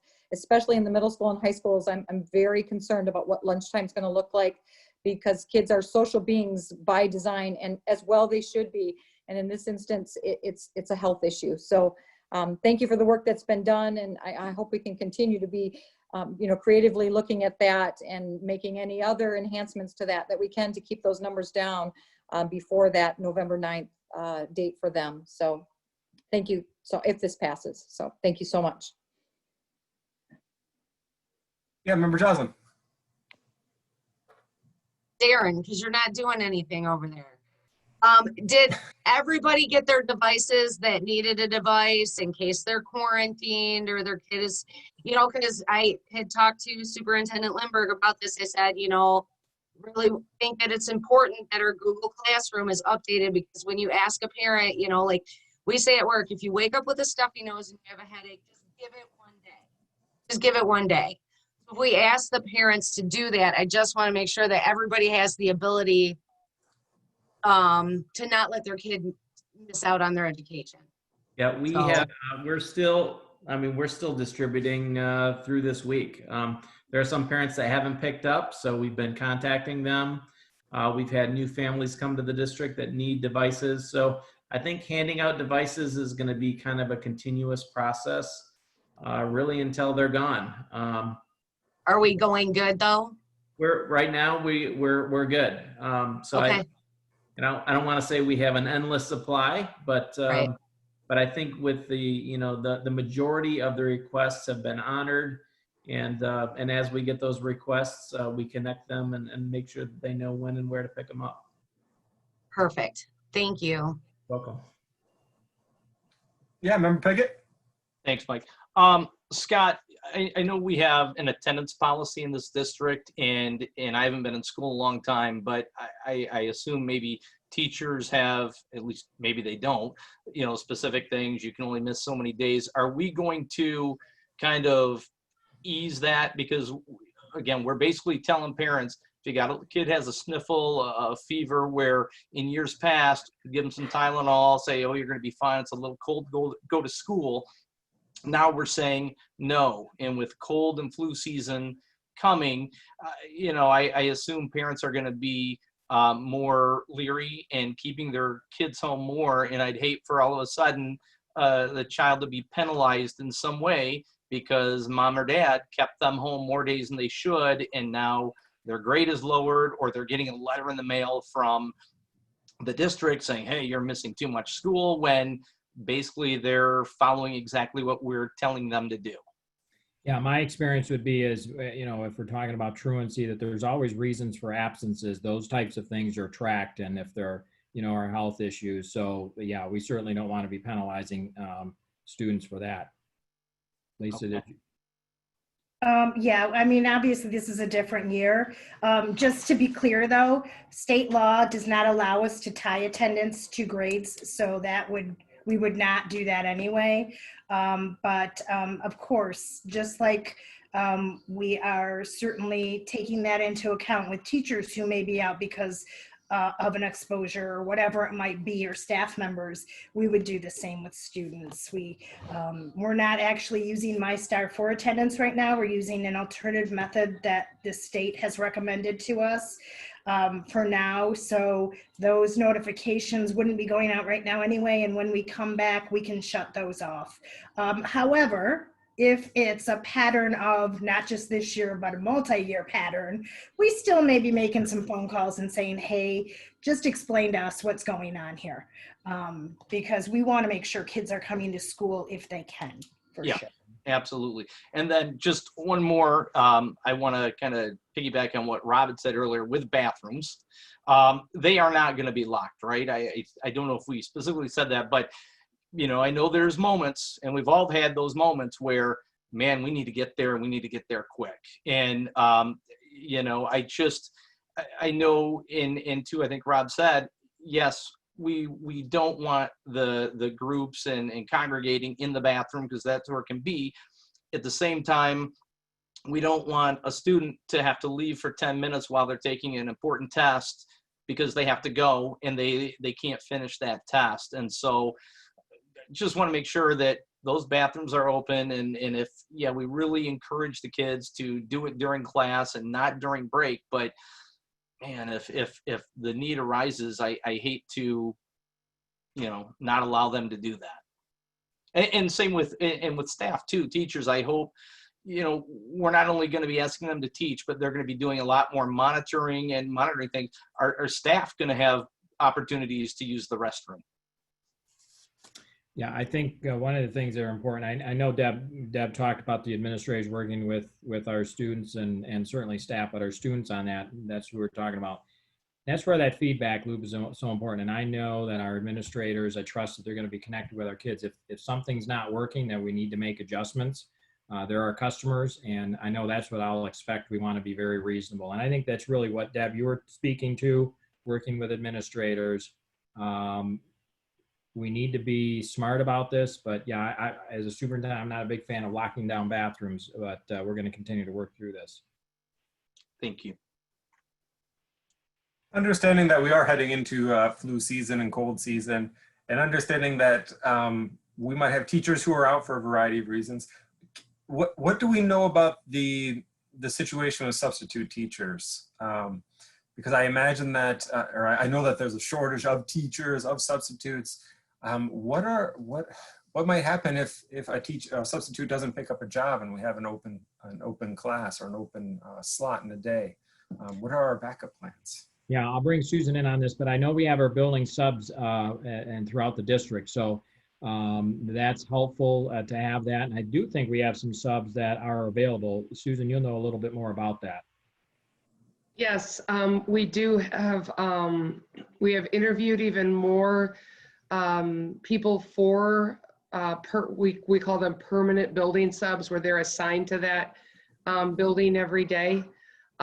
We've been utilizing some already, and that's another thing that we're keeping our eye on, that target of making sure we have consistent building subs.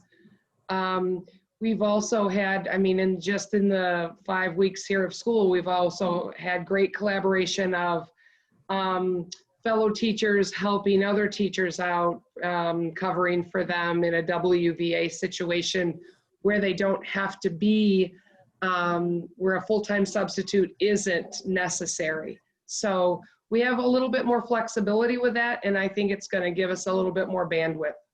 Okay. Colleagues, do we have other questions? If not, I want to propose a 5-minute recess. It's been a lot of talk about bathrooms. And Bob, do you have a question? No, I kind of giggled about bathrooms, I guess. So colleagues, if we're okay, can we take a, and I know that we want to hear from our audience and hear how they're going to help us make this plan better too. And I want to give them our full attention. So is it okay if we take a quick 5-minute break? And it's almost 8:50, so maybe we start back again at 8:55. Is that okay? Okay, quick recess. Audience, quick, grab yourself a Coke, and we'll meet you back here in 5 minutes or so.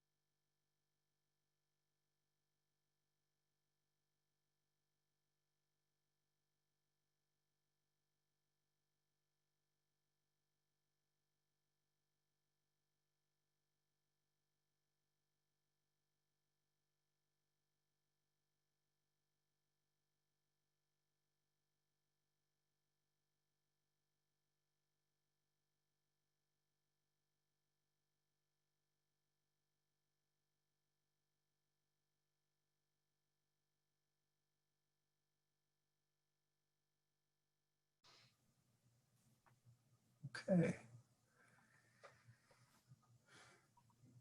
All right. Okay, so colleagues, before we get to audience comments, any questions that came up over the last 5 minutes? I'll give you one last invitation here.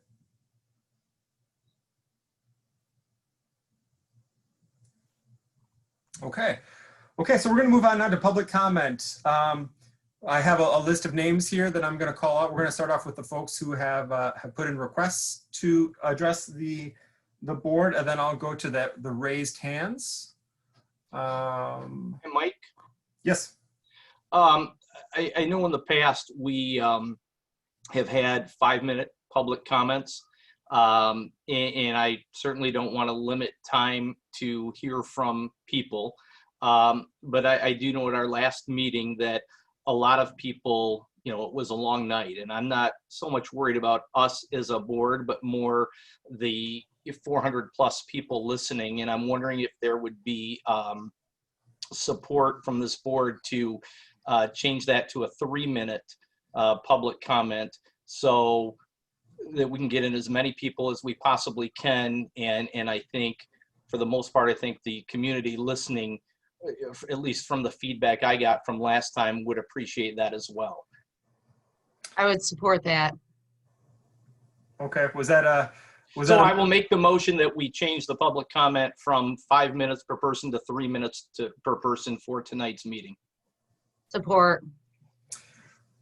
The motion to shorten the time from 5 minutes to 3 minutes has been moved and supported. Are there comments or questions? Okay, Secretary Petrucci, we take a roll call vote to shorten the time to 5 to 3 minutes for public comment.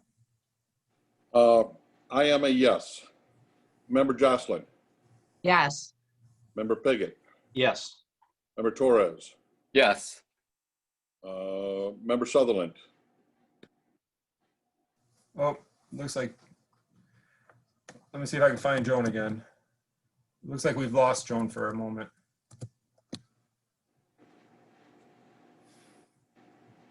Okay. Member Ristic. Yes. That's a majority. Yeah. Support it.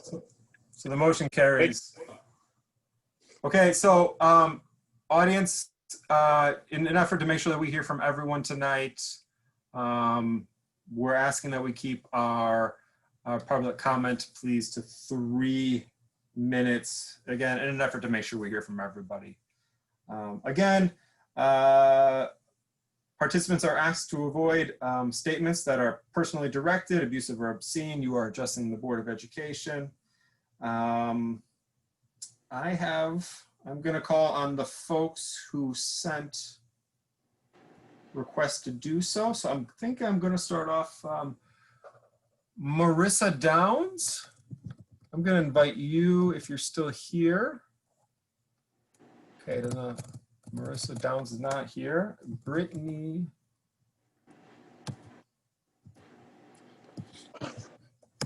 Leach. Nope. Robin Minch. I'm going to invite you to address the board. Hi, Robin. Hi, how are you guys? We're doing well. How about you? All right, very stressed, and I'm hearing positive things. It looks like it's going to address a lot of my concerns about sending the kids back to school. So one of the things that I didn't quite catch is if a student is sent home because of the COVID, or if they're sent home for any reason, how they're going to continue their education. I'm kind of hoping that since we're already videotaping the teachers, that we can continue to do that, and the videos will be available in the Google Classrooms. That's one thing. And then the other thing I wanted to know about the time frame. We lost a lot of educational time in the first couple of weeks. Is there any plans to make up for that time? Thank you. Thank you so much, Robin.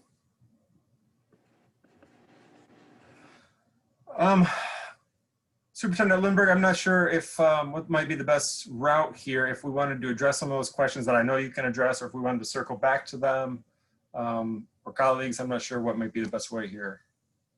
Traditionally, we don't answer the questions during the thing. We would come back at our next meeting and give them that input. Unless, again, the superintendent would like to just address some at the very end. But again, if we go back and forth, I won't be here.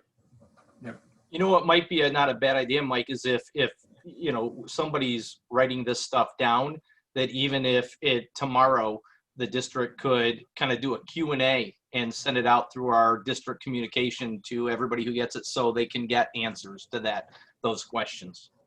Okay. Yeah. Okay. Yeah. No, I hear both of you. So I'm taking notes. I'm sure Megan's taking notes. The superintendents, all of us are taking notes. So I've written down Robin's questions. Okay. Thank you, Robin. Let's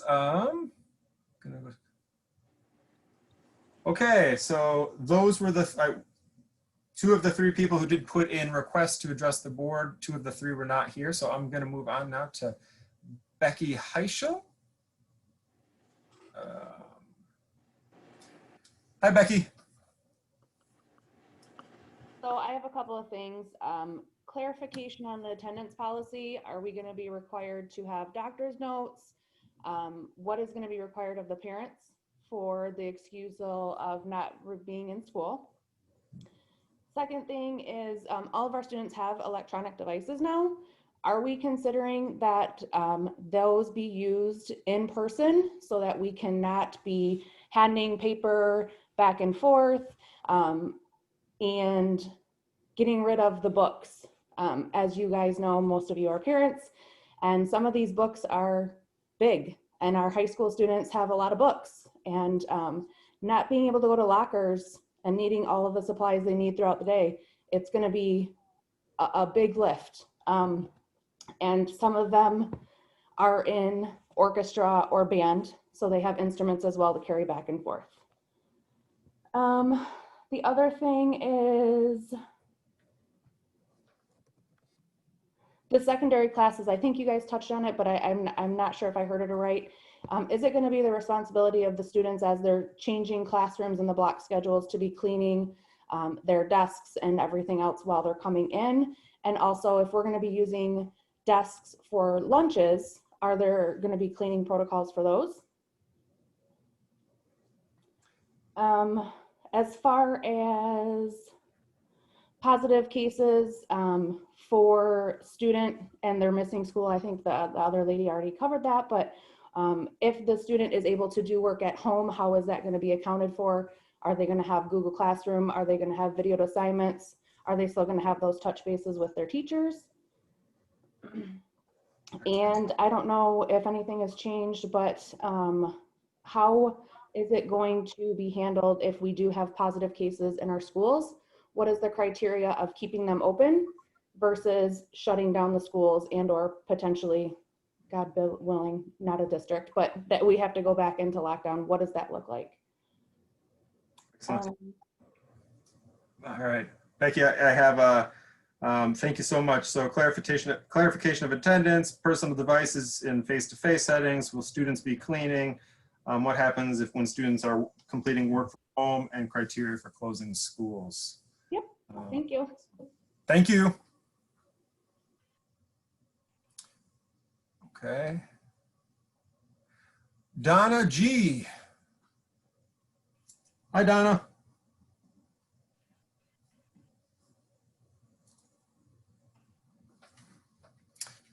Donna G, you have 3 minutes to address the board. You're muted right now.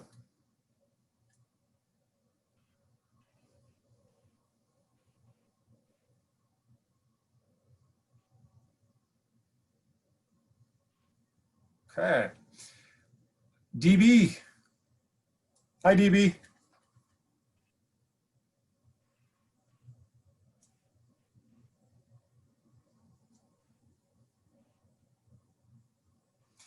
DB, you have 3 minutes to address the board.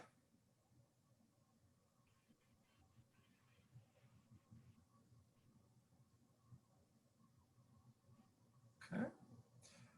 how about Josh Rudder? Hi, Josh.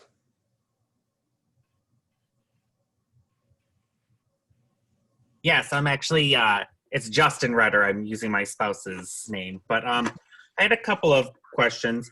So when I leave for work, I have to travel all the way to Livonia. And my concern is all these private schools are open. They've been open, I see them going to school, and it makes me think that these rich kids continue to get smarter and get better education, and kids like us that are going to these public schools, we're just falling further and further behind. I give my teachers a lot of credit. Miss Case has been wonderful, Miss Miller's been wonderful, and of course, obviously my favorite person, Miss B, is wonderful, but it's still a concern because the board today didn't talk about any outcomes of schools that have been opened since school opened. We didn't hear about what are those school districts look like? Had they had to shut down? Are they not shut down? What are their protocols? I didn't hear anything about comparing other districts so that we have an idea of what it looks like for kids that have gone into school. I also wanted to talk about modified classes. So my child is in the 3rd grade, but some of his subjects, he's not actually at a 3rd grade level, but all the students are being taught 3rd grade work. So he isn't able to do multiplication, but when they're doing math, he's being expected to do multiplication. But they're not necessarily being taught how to do it. They're breaking off, and I'm having to teach him how to do these things. And as a parent, I'm trying to explain to you as the board, I am struggling mental health wise. I am battling with my children. I'm getting several emails a day from the school board or from the school in general, and last minute changes, and you have to connect to this, and now you have to connect to that, and why aren't you doing this? But I have to balance a full-time job as a foster care worker where parents are dependent on my full attention, and I can't balance all of them together. And I'm really struggling as a parent to make sure that my 2 children are getting an adequate education. And I don't fault the teachers at all, but going back to school is extremely important for my family to continue to stay healthy and sane and for them to teach. And I mean, I have a master's degree from U of M, so I'm not stupid, but it's hard. It's hard every day because you just want to tell your kid, don't do it the way your teacher said to do math. It's just easier to do it this way. But then you go back to school and his teacher wants him to do it a certain way. You're like, it's just, our family is struggling. And it's important that we go back, and I feel like families had the chance to either go back to face-to-face or do the remote learning through the visual. And I hope that you'll really consider that a lot of these families out here are struggling. We're struggling, even with the support. Our kids are struggling, and me as a parent is struggling. So I appreciate it. Thank you. Thank you, Justin, for sharing that.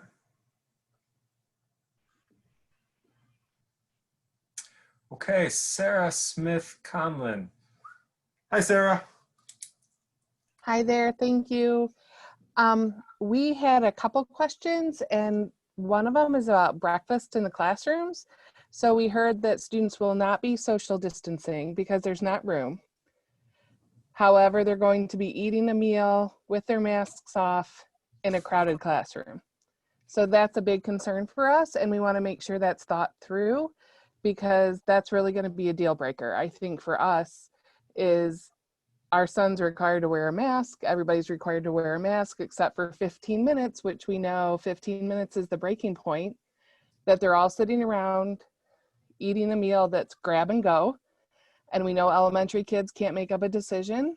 They're going to touch multiple things. How is that going to be handled? So I think that's really something we need to think through differently. Another question or comment that we do have is, we know those first 4 weeks of remote learning were very minimal instruction. It ended out to be only less than 9 hours over 4 weeks. How are we making that time up? Are we extending the school year? Are we adding minutes? What are we doing to recapture what should have been, and we were promised was going to be a very rich, rigorous, deeply curriculum-based experience, and it took us 4 weeks to get there. So I understand you're not answering questions tonight, but I hope that's some food for thought as we're pressing forward. Thank you, Sarah. I wrote down breakfast in classrooms, making sure we think about that, as well as you put it, recapturing learning. So thank you so much. Thank you. Okay, Abby D. Abby D'Angelo. Hi, Abby. Hi. How are you? I'm fine. How are you? Good. Good. So I understand that children in IEPs have been brought in learning pods. I have a child that is in a 504 and has been receiving reading help from kindergarten to spring, when the school shut down. She is struggling significantly, even with me being on leave from work to help her. And I guess my question is, well, first of all, I hope that this plan passes. Honestly, children like mine, they're losing in education at this point and really falling behind.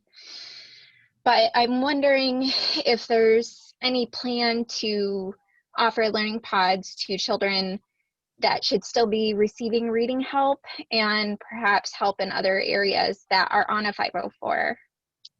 So that's really it. Excellent. So I'm writing down here something similar to Sarah asked, options available to sort of recapture learning or bring students back up to speed. Does that capture it?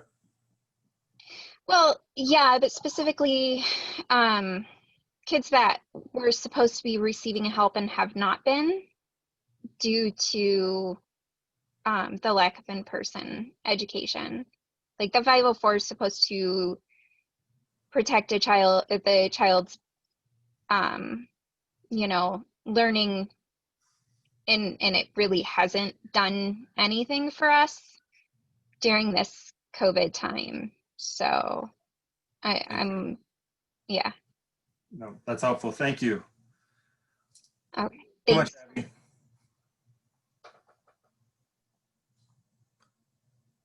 Okay. All right, Christine McNulty.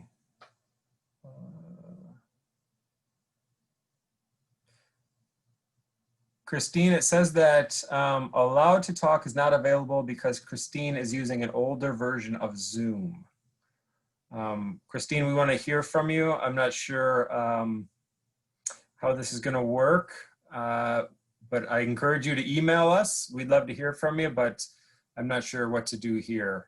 So Christine, we have a lot of people to work through. If you have to work on your device and figure update Zoom or email us, but if you're able to update Zoom, we'd be more than happy to hear from you. But it looks like our option isn't available to us. Sorry, Christine. We're gonna move on to Lisa. Hi, Lisa. Hi, can you hear me? We can hear you. Okay. I guess I'm not sure. I had a few questions, but one of my main thing is there a certain point of contact to reach somebody in regards to specific questions directed towards the WVA? Because there are several emails and numbers that I've tried and I'm not getting anybody, and I'm not sure that the questions that I have are questions that you can specifically answer. And also we're having an issue with like emailing the teachers. I know a lot of the teachers have specified that they prefer to be contacted through the school district email. I get they get a ton of emails, but sometimes our emails don't get answered at all. So I don't think that's really acceptable. I get, they get a ton of emails every day. So, a day, maybe 2 at the most, but when it comes to a student needing help and they're trying to reach out to that teacher and then they don't hear from them, so that kind of gets the student pushed further back behind. I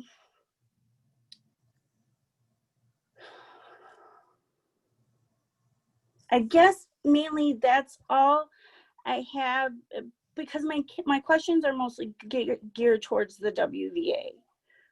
So if there's any way that you guys can get me like a legitimate contact number, email, somewhere where I can actually talk to somebody, because like I said, what I have, I'm not getting anything. Okay. All right. Lisa, so I have I encourage you to email Lisa Eldridge, our assistant superintendent. She'll be able to get you everything. She's the guru and the genius who'll be able to get you everything you need, or at least point you in that direction. So Lisa Eldridge, she's in my upper right, but you'll be able to see her contacts listed on the website. So oh, yep, I see her. Okay. All right. Yep. Thank you. Yep. Excellent. Thank you, Lisa. See that Okay. Lisa Jab. Hi, Lisa. Hi, thank you. I wanted clarification on the special education ancillary services. I have a 6th grader at Pierce on an IEP, and I noticed in the fine print, it said services would be available via appointment. So I want to know what changes for her October 12th versus November 9th. Like, does she have to make an appointment, or do I have to make an appointment for her to come in and meet with her resource room teacher one-on-one, but she doesn't get to go back to school full-time until November 9th? So just looking for clarification on what exactly happens for her on the 12th. Okay. Excellent. Okay. Thank you, Lisa. We're going to get that for you. Thank you. Okay. Okay. Parent. Hi, parent. Hello. Hi. You hear me? Yep, we got you. Good. So I have friends that work in the district as well as some relatives, and just wanted to clarify on a couple of issues. Number one is the assertion that was made about DM Berg, custodial staff's cleaning and training. I don't believe those to be accurate from people that work in that position. So I would like to challenge the board and the administration to go back to DM Burr and do some verification on that front. Because my understanding is that the cleaning protocols are unclear, and some cases where there are students in the buildings now not being followed for up to 7 hours at a time. Second point would be regarding the Kettering food lunch. Some clarification on the auxiliary gym. Is that the north gym that we're talking about, or is there a different space? And then I think those were the ones that I wanted to ask about. So, the final one is that we've heard through the grapevine that some of the WVA positions have been outsourced because there weren't enough teachers to fill those jobs, or the teachers that wanted those jobs were needed to do remote learning jobs. And if that's the case, how can we possibly have subs available, as was asserted earlier. So those are my questions for the board and the administration. Okay, so I have reviewing, going back and making sure our cleaning protocols are clear and being followed, clarification about the auxiliary gym, and then our WVA positions. Correct. Excellent. Thank you. Thank you.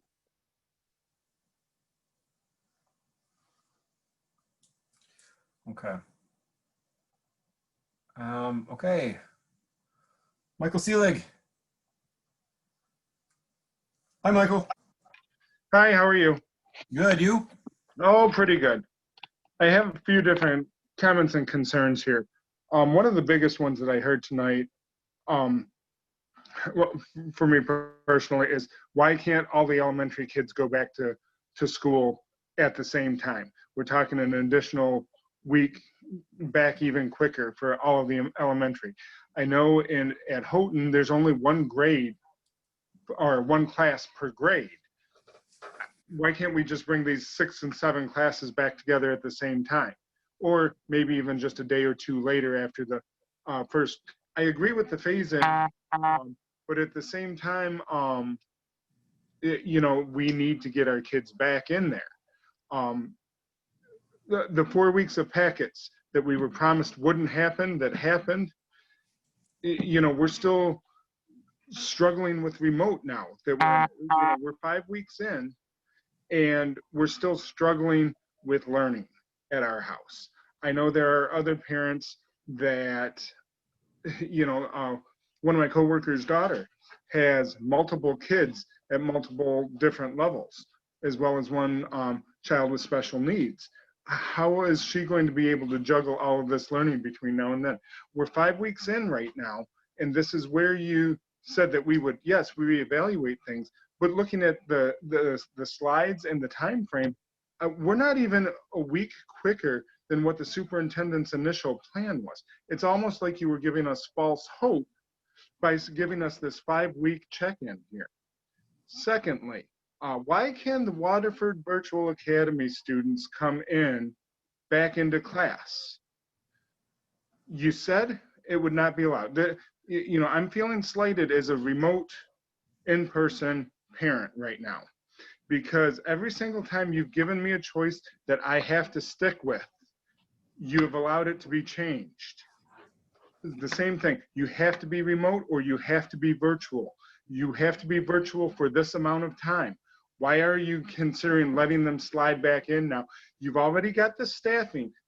That's one of the concerns that you had mentioned, was that, you know, you would have to see who wants to shuffle around now, get additional, get the staffing required with. The parents made the decision to put them in virtual, knowing that they would have to stay there till the marking period. Let's run with that. You don't have to make any additional staffing movements at that point. You would have to reevaluate it at the marking period or the semester, just like you originally said. Thirdly, you know, there's a lot of talk about masks. You know, if the kids have to wear the masks, I understand. And if this is going to allow them to get back into school even quicker, that's fine. It's one of the things that they have to live with. The thing is, the kids learn by example, so parents need to be setting the good example for kids and not making the big deal about it. Our kids don't have a problem with it. Personally, I'm not a fan of it, but the kids don't hear about it because they need that positive influence. But along with the wearing the mask, has anybody looked at the flu statistics for the Southern Hemisphere? I mean, everybody's waiting for the shoe to drop for flu season up here. This is one of the lowest, if not the lowest, flu season on record for the Southern Hemisphere, because they contributed to so many of the COVID precautions. So, you know, I think we're moving in the right direction with the cleaning, wearing masks. I don't think it needs to be something that we need to be afraid of, which so many people are. You know, what it comes down to is we are not teachers. We as parents are not teachers, and we are still having rough time keeping these kids on task with remote learning. We're weekend to remote learning, and we are still having a really hard time with it. I would love to see the kids get back in prior to, for my kids in 4th grade, it was October 26th. I'd like to see it a week earlier. And in all honesty, I'd like to see the entire schedule moved up another week or two. Clarkston had a meeting last night, and they were ready to bring kids back on Monday. So I'd like to see if there's any way we could move any quicker at this. Thank you for your time. Thank you. Okay, Jamie Brown. Hi, Jamie. Hello. I'm a teacher who would rather be face-to-face than remote. I do want to clarify some things. So childcare is open, so kids from all grade levels will be mixed prior to going into the classrooms. Kids can gather 20 minutes prior to school starting when dropped off from different homes and then going into different classrooms. How many kids are allowed on a bus? Is there someone else on the bus supervising mask wearing and hands to themselves? Kids will come back at full capacity, having breakfast in the classroom with no mask, no open air, not social distance, and no plexiglass dividers. Virtual kids are coming back face-to-face prior to expected elementary teachers who have been teaching and really getting deep into learning. How is this fair? Not waiting, as prior said, until marking period for the kids that have been flexible with face-to-face and remote. Virtual can move to face-to-face prior to marking period 1, after marking period 1, after marking period 2, and after marking period 3. When any one child comes into the class, it creates a lot of extra work for teachers to catch up that child. Get materials prepared so the child feels part of the classroom, catch up their families, and get the classroom ready to support each other in a positive classroom environment. How are we supporting elementary teachers with their ever-changing and increased workload? How are we supporting kids who started in August and were constantly changing? No student can go back virtual, so class sizes with no social distancing will continue to get bigger and bigger. Why can't kids go back to virtual? It is okay for kids to go back face-to-face 4 times throughout the year and create more workload for face-to-face and remote teachers. Thank you for sharing data and what you have procured. Are kids who don't have to wear face masks required to wear a face shield? I am so excited to hear teachers will be getting a plexiglass divider to have small groups. When can we expect to receive them? I have not been in contact with a nurse. What is their job? I have not seen a deep clean nightly, and we have childcare and special ed students in our building. Do they not have proper cleaning products? This makes me very nervous. My drinking fountain is not covered. Only once a day, the classroom door, sink, faucet, and bathroom handle is wiped. I have one thing of wipes in my classroom, and I have hand sanitizer that I brought in from my own home. The daily check-in has a lot of unanswered questions with just staff. My personal child's school has temperature checks prior to entering the bus, temperature checks prior to getting out of the vehicle, hybrid classroom so it's half capacity. Each child has their own desk divider. When they walk into a room, they get a cleaning wipe and clean their desk and their seat. Their buildings are fogged nightly. Their high populated areas, they're cleaned between each class, like the locker rooms. What are we doing to really clean better and safer than has been done in the past? Even in the past month when students have been back. If using a fogger only when there is a positive case, isn't that too late? Are we still having 1 or 2 days when classrooms are not even cleaned? What is the elementary's class size cap? Are we really ready and prepared to go back to school safely? Thank you. Thank you, Jamie.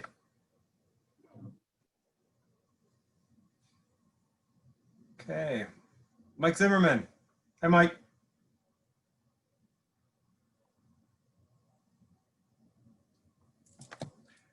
Mike, are you with us?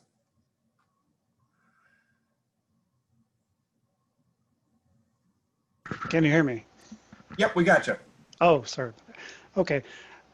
This is kind of follow up to, a number of the comments. And trying to do the right things. I'm wondering if when your kids aren't feeling well in the past, like everybody would say, we all have done it. You sent them in and, kind of dealt with it. But given, I guess the repercussions if there is a problem, and we do have, capabilities now that we've been using with Google Class. If kids do have to stay home for whether it's a day or a week or whatever to self-quarantine or wait for a test, can they use the Google Meet technology to join their class remotely for the time they're missing? I know it's not perfect, and I'm guessing there's challenges with it, on the teacher's side, but maybe having that option is better than the alternative of missing a couple days or two, a couple weeks. At least being there and being able to hear the teacher and talk. Again, it's not perfect. We're not in a perfect world, but it might give parents an alternative, to risk it, help us do the right thing, I guess. That's my only comment. Lots of other good comments and ideas tonight too. Well, thank you so much. If you think of anything else, shoot us an email. But so I've written down your concerns and your questions about continuing to use Google Classroom in the event that we might have kids might be separated from their classroom for a bit. So, okay, Vicky. Hi, Vicky.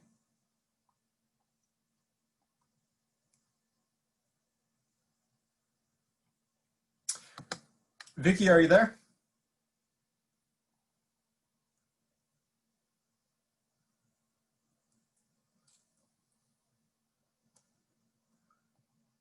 Vicky, we're going to come back to you, okay? Dan Brown. Hi, Dan. Hi, how are you, sir? Good, you?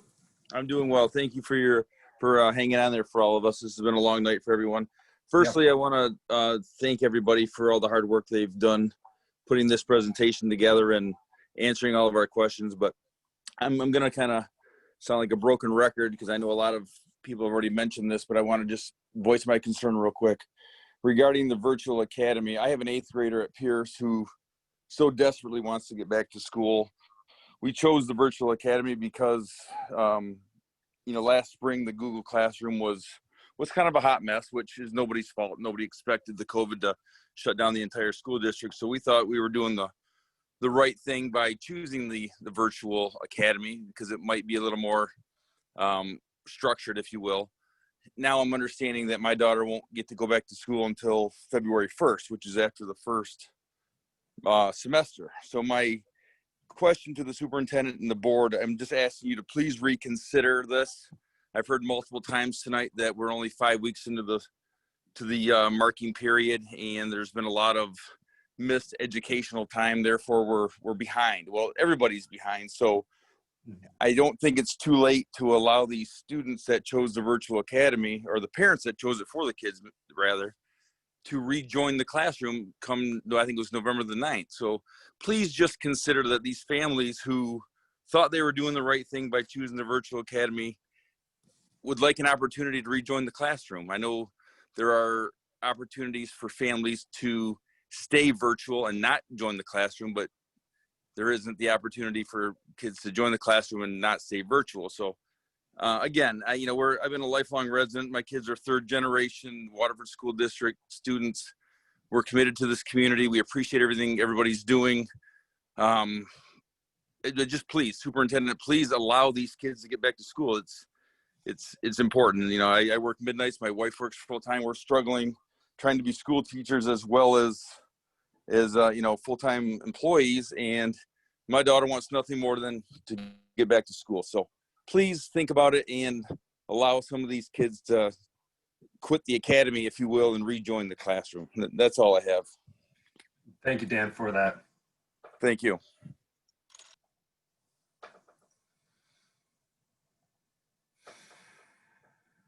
Okay, Ashley. Hi, Ashley. Hi, how are you? Good. How about you? I'm good. I'm not sure if it has been discussed or not. I wasn't on for the whole meeting tonight. So, a couple of things. First off, my daughter's doing the remote learning through Schoolcraft, and her teacher, she has Miss Wickman, and she's been absolutely amazing. I know everybody's been knocking the teachers and everything with a lot of it, but her teacher has communicated nonstop with us.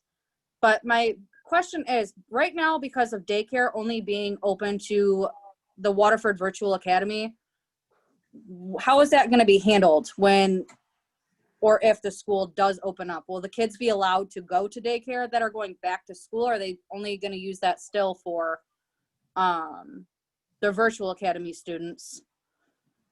What else? I do know with the online remote learning, I know part of it is their age and her being a little bit younger, but the headaches and complaining.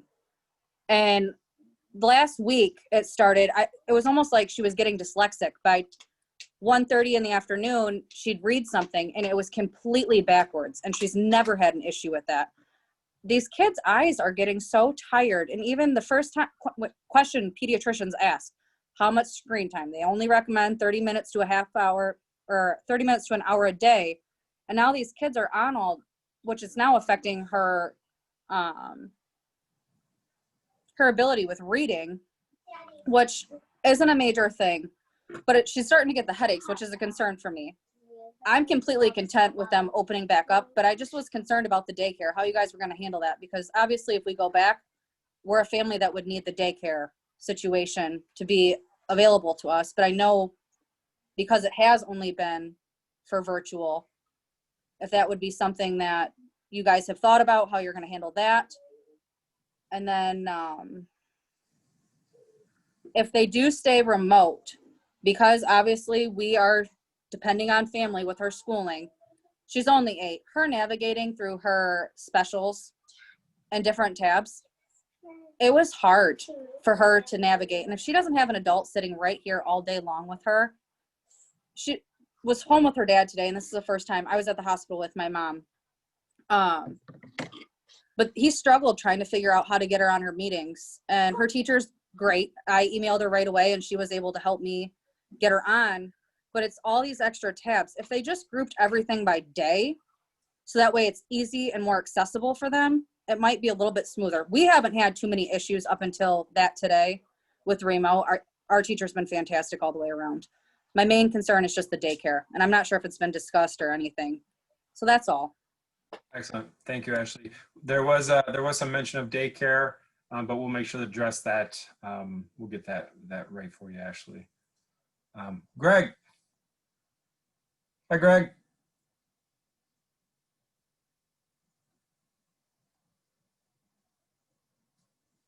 Greg, are you there?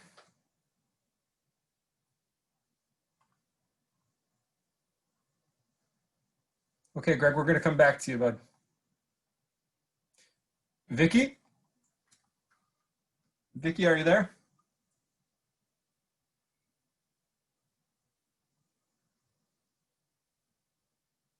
Okay. Christine McNulty, I see you're back. Christine? Hello. Hey, we got you. Thank you. Thank you.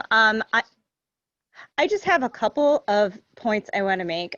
First of all, we started with the virtual academy and it was an absolute mess. We switched to remote, taking a risk that you would exercise good judgment on when to send them back. The only thing I would add to this conversation is I understand that people are struggling. I really, really understand what it is to struggle with a child. I urge you to consider what it's like to struggle through the loss of your immediate family member, okay? Because that has not come up even once in this conversation, the possibility that a child or a high-risk family member could die as a result of opening too soon.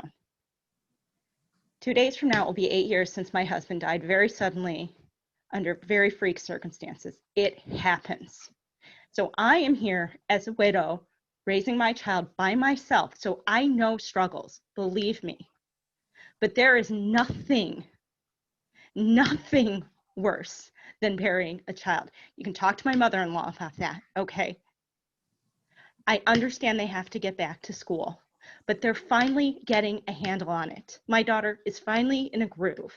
If you have to lock down again, we're going to be right back where we started, and I do not see the point of that. So just please understand that even low chances are still a chance. Thank you. Thank you, Christine. Thank you for sharing that. Okay. Kristen? Hi, Kristen. Hello, good evening. You know, that's a tough one to follow, although I have a similar concern. I think that it's fair to say that nothing that is happening right now is ideal for anybody. I understand that everybody is struggling and some people are struggling more than others. But no matter what is happening, no matter what stance we take, health and safety have to take priority. And even at your best efforts,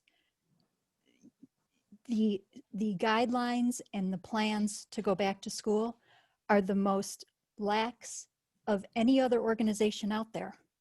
Restaurants have higher safety procedures and methods, even with their social distancing. You know, we know that this is an airborne disease, or illness.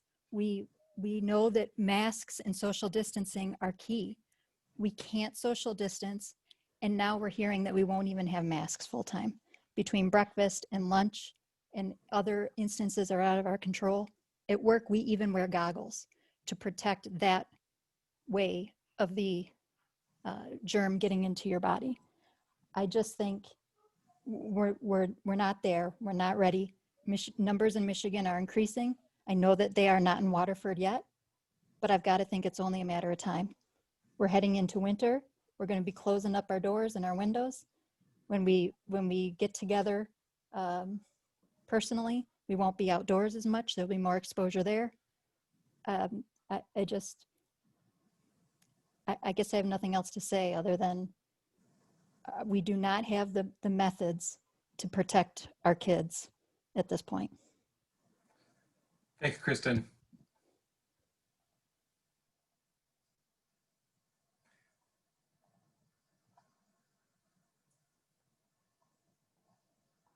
Okay.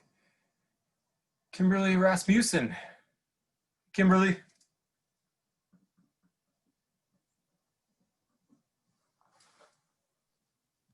Hi, can you hear me? We can hear you.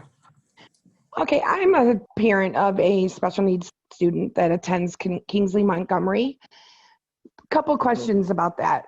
One is, I've not heard one thing about the return of those students to full-time. When would that be? Where do they fall into it? We've heard different dates for different, secondary and elementary, but not anything about the students over at Kingsley Montgomery. Also, I keep hearing a lot of people asking in other board meetings I've been in, as well as this one, about if students have to be absent for a certain length of time, why there can't be remote learning from the classroom while the teacher is teaching the classroom. And at one point, I thought I had heard that there was a liability issue with that, and that was something that just couldn't happen. But I'm here to tell you, my son's teacher is doing it every day at Kingsley Montgomery. He is expected to teach not only the students that are in person, but the students that are remotely learning. So it's done in the district. And that's not, I don't feel like that information is being upfront and truthful. So I'm just concerned about why it's okay for some schools and some teachers to be expected to do both of those jobs, and at all the other buildings, that option is not available to students who need to be removed from class, whether it's for a positive case or symptoms or whatever the case could be. So those are my concerns that I hope to get some answers to. Excellent. Thank you, Kimberly.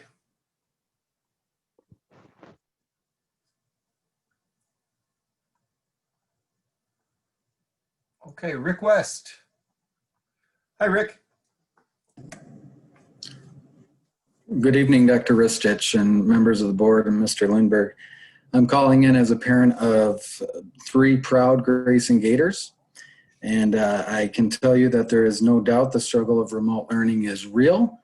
But I am also calling in, I also have the privilege and responsibility of being a central office administrator in another Oakland County district. I can tell you I have spent, since March, I have spent hundreds, possibly thousands of hours watching different board meetings across Oakland County, watching, studying return to learn plans of probably all 28 school districts in the county. And I want to applaud this administration and this Board of Education on your thoroughness, on the presentation from Mr. Lindberg tonight, on the details that you have provided and presented. I think it's important to note that there is no perfect plan. There is absolutely no perfect plan that can be established. There are passionate people, as we can see through tonight's comments, on every side of this argument. And I just want to really emphasize and commend this administration and this Board of Education, not just tonight, but really the past 7 months. The communications have been crisp. They have been consistent, and I applaud everybody involved in this process. And I look forward to sending my 3 children back to Grayson Elementary when the district deems it's appropriate to do so. So I wanted to call in to offer my support to the administration and to the Board of Education. Thank you. Thank you, Mr. West.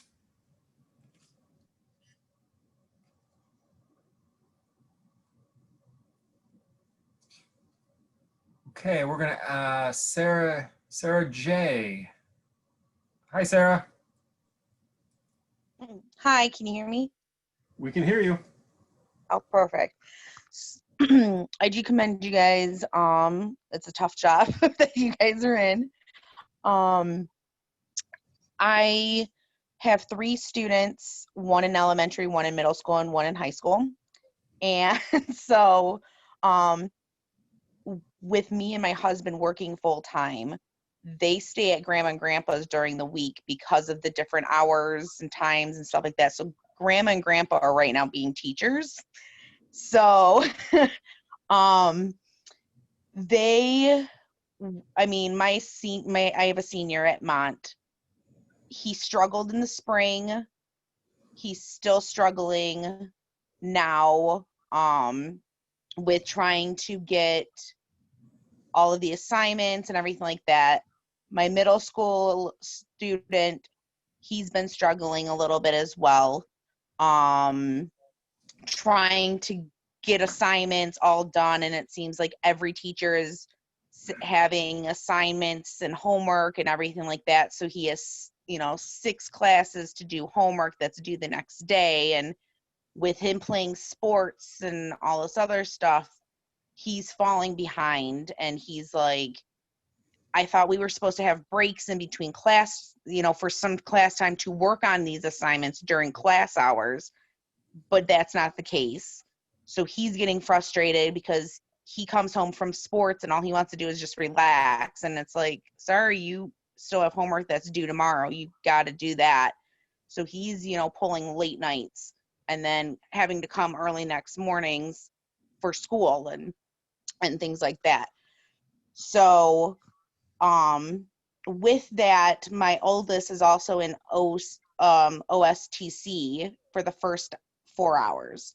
When the high schools go back in, how are they going to be able to go to these OTAC classes? And if so, would the transportation busing there, or or parents going to have to take them or and drop them off at schools or things like that as well. Because I know they have different school districts as students that go as well. So how will they, OTEC will handle as well with the different hours as well and things like that. So those were kind of my questions and concerns. And that is it for me. Thank you so much, Sarah, for sharing that. Yep, thanks. Angela Monroe. Hi, Angela. Hi, good evening. I have a 5-minute speech, but I'm going to try to really cut this down to 3 minutes. Thank you. Schools can only do the best that they can do, and you guys are trying. And I wasn't happy with your decision last time, but I got to say, I think you're really trying to turn it around. For the parents that are scared or overly concerned, they had a choice to choose the virtual academy or even traditional homeschool. My brother almost died from COVID, and the only reason that he didn't choose in person was because he was afraid he would have to deal with Google Classroom in the same manner that it was handled in the spring, and he didn't want that. I would beg you guys tonight to really give the remote students, parents, the same option that was given to the WVA, a choice. Because as remote parents, we keep getting our choices removed, while the WVA has been pretty consistent with their options. It hasn't affected them like it has us. It's been 5 weeks, 5 long weeks. And I'm going to tell you, it's still not working. The teachers are doing the best they can, but it's not working, and we are not okay. Experience remote learning, sat in the home with families struggling to make this work. Have you witnessed the meltdowns of both students and parents? The fights and frustrations of not understanding the schedule that keeps changing all the time, or how to do the math lesson, how the technology is always failing. The onset depression these kids are experiencing from being away from everyone. Or how about having to sit in one room so that you can watch all of your kids make sure they're doing their work while trying to do your own, and having 3 kids all trying to talk to their teachers at the same time while the 4th one is trying to read. It just doesn't work. Parents are not meant to be teachers, social workers, or principals in our homes. If anybody really thinks that these kids are getting the same education remotely as they would in person, you're so wrong. Even my 4th grader knows that her education is not the same in what she's missing. Stores are open, childcare is open, restaurants are open, school sports are being played. Right now, my husband is on a field trip, driving a bus full of kids that are coming back from a sports game. But we can't have our kids come back to school because we're fearful. They've got to have that option. Regardless of what the intention for remote learning was, it's not working, and we are not okay. Thank you, Angela. Thank you.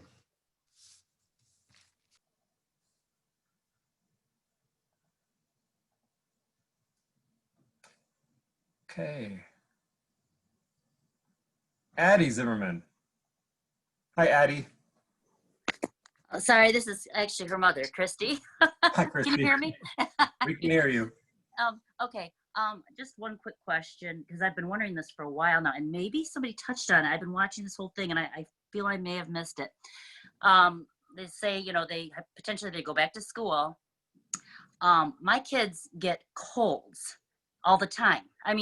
If I keep them home every time, they might as well be home because they're going to be kept home. I guess my question is, what if they're sick, but they don't have a fever and it's just like, a cold? I guess I don't know.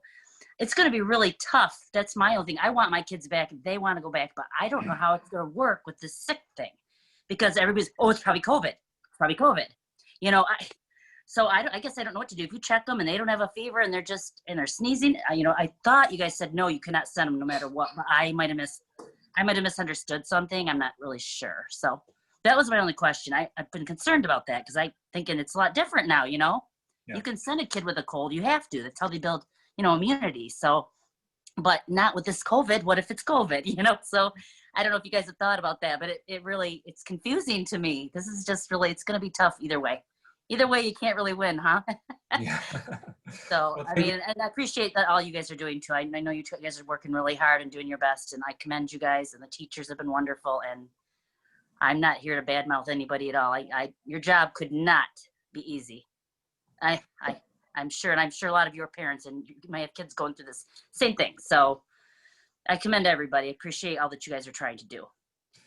Well, thank you. Thank you, Christy. And we do have, there is a really nice flow chart decision tree that's available on our website, but I know that that will be also be, I think, in the information that we'll be sending out hopefully next week. So as a reminder, so keep your eye out for that. Okay, Dana Sharp. Hi, Dana. Hello, good evening, board. How are you? Good, you? I'm outstanding. I'm just really, really happy about the superintendent's proposition for the board, and I completely support it. My family, we went through COVID pretty early on. I had it in March, went into the hospital for 5 days. I stayed away from my family for weeks, and a couple days before I was supposed to come home and it was safe, my son came down with it. And we got through it. I had double pneumonia. He had walking pneumonia. He had a Z-Pack within 16 hours. His high fever was gone. His cough was really the only thing that was present. And I know that at first I was really scared, but I really think that everybody needs to get back into school who wants to be there. And I'm glad that you guys provide an option. And I see how far you guys come with the planning. I know there's lots of flow charts. I recall a lot of these things being addressed when you guys were going to reopen. You already had a plan starting then. And I think the presentation tonight, I liked the information. It was good. It's well thought out. And I think everybody's picked out any holes that could possibly be there. And I'm really looking forward to getting back. And I wanted to thank you. Excellent. Thanks, Dana. I'm glad everyone's doing better. Thank you. Thank you.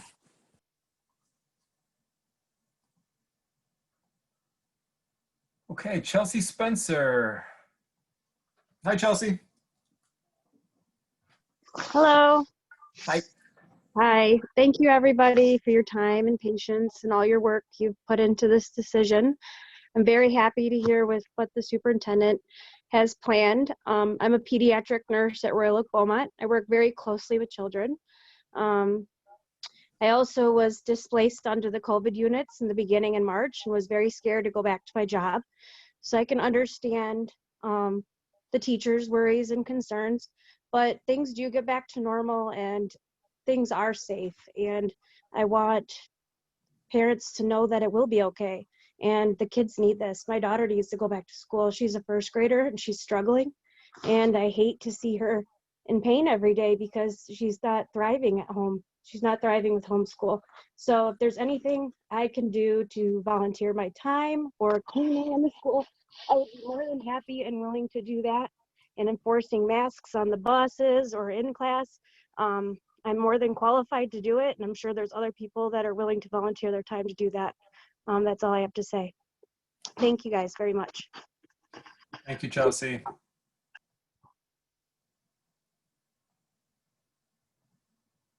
Okay. Erica and Greg. Hi, Erica and Greg. Hi. Hi. Hi.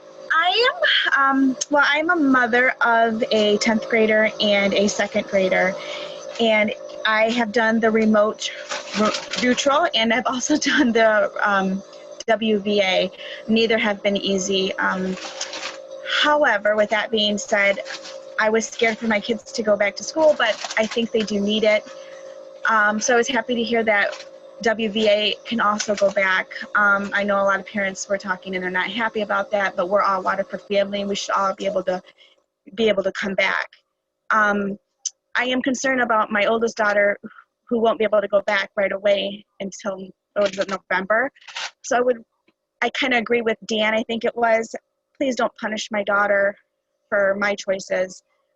She needs to go back. She needs to learn. She's having a hard time. She's crying every day. She's helping me with my daughter because I work full time. I don't get home till 6 o'clock at night, and I'm doing homework until 11:30 at night by myself because my kids are tired and they can't do it. So please, please, please don't punish my baby for my choices. And I'm a little concerned about going outside for my little girl in the winter. I mean, boogers and colds and coughs start coming with that, so I'm a little concerned. So think about that a little bit more. I don't know what we could do, but I'm a little concerned. I don't know. I'm venting to you, so I'm worried. Anything, babe, you want to add? Good. Maybe consider doing half days. That way they don't have to kind of eliminate the crowding of kids, doing half day schools and not having to worry about lunches, where they're gathering together. And same with recess. And alternating, like for junior high and high school, Monday, Wednesday, Fridays, 1st through 4th hour, and Tuesday through Thursday, 5th through 7th hour, or whatever it may be. Yeah, I know you talked about that too, but I work in the medical field and I wear my mask all day and I still get headaches from it. I'm just worried about my kids getting a headache and just the stress of not learning since March and going back to school and being stressed with the new reality of going back to school. And that's going to be really hard. I also am worried about, does Michigan still going to do that if the second graders aren't reading to their ability by 3rd grade, are they going to hold them back? I mean, my poor baby is still back in 1st grade and she's in 2nd grade, but her knowledge is still 1st grade. She didn't even get to finish it. So I'm just worried about that too. So I just wanted to talk about that, but thank you guys for everything. Thank you, Erica. Okay. Anna, it says that you're using an older version of Zoom, so I can't give you talking privileges. So I encourage you to email us. I don't know if you can jump on another computer real quick or upgrade or update Zoom, but right now I can't have you join us here. So okay. Vicky, how are you? Hi, I did have a question about my sons are all remote learning. I have one in KMS and 2 in Cooley. And I'm a little skeptical of sending them back at this time because of my immune system and my oldest son who is at KMS. And is there going to be an alternative for the remote learners to go to another system or something if the parents do not feel it's safe? What are the options going to be for the remote learners?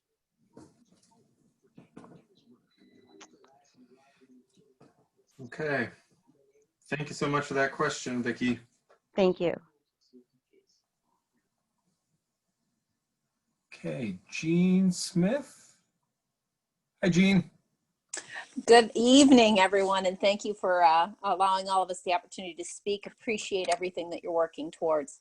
I'm a parent of an elementary student, 2nd grader, that goes to Beaumont, and I've listened to some questions regarding the mask. I'm also a family member that is, family household that is eager to get my child back in the classroom. She's just as eager to get back in. She's so excited tonight she can't even go to sleep and settle down because she's like, I get to go back to school. I've never seen her so excited to go to school.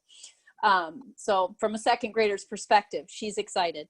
But that said, I had heard some commentary about teachers and masks and that the gaiter sleeves would not be allowed for the students. But I did hear that the teachers were going to be given shields. They're also going to be given masks. They could use one, the other, or both. Are the face shields an alternative for at least the elementary students, because it gives them that opportunity to share the facial expressions? There are a lot of options out there. I'm just looking at Amazon right now. I had a lot of gator sleeves ready to order, so I'm glad I waited before I hit the order button. But that's another alternative. Is that something where we're still checking the box that we have that on? And you may not be able to answer that now, but if it's something we can look into, what's it take to check the box that it is a proper mask for our kids to be wearing, and something that might be better for them mentally and physically? Thank you. Jean. So it's my understanding that by executive order, Superintendent Lindbergh, cloth face coverings, no neck gaiters, cloth masks. Okay. I don't know if the gaiters are in the executive order. I'm taking my feedback from the epidemiologist. Late. And so we know that that's not the safest way to go. Gotcha. Thank you. Okay. Sarah J. Hi, Sarah. Oh, okay. I probably didn't lower your hand, Sarah. Okay. Okay. Okay. I'll make one last invitation for anyone who'd like to address the board. Okay. All right. LW. Hi, LW.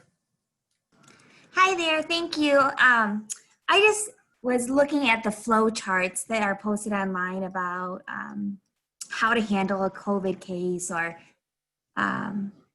if symptomatic within the school.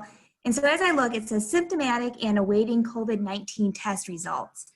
So as a parent, I'm thinking, okay, if my child has a cough, no fever, but a cough, and we know that's one of the main symptoms, does my child have to have a COVID test to be able to return to class for a cough?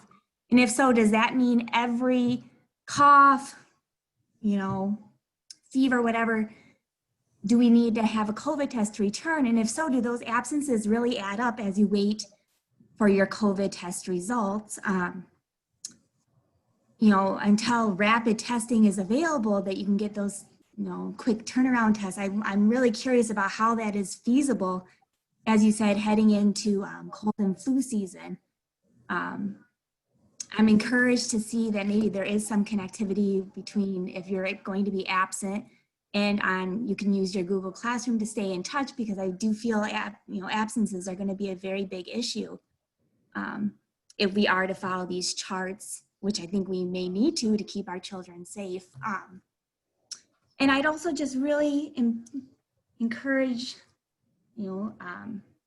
us to think about ways to reduce class sizes to allow for that social distancing for all students. We know the 6 feet and the mask are the two biggest factors in keeping our children safe and keeping everyone safe, teachers included. So I think there's many ways that can be accomplished. It could be hybrid. We could be moving teachers around, shifting teachers, depending on where need be.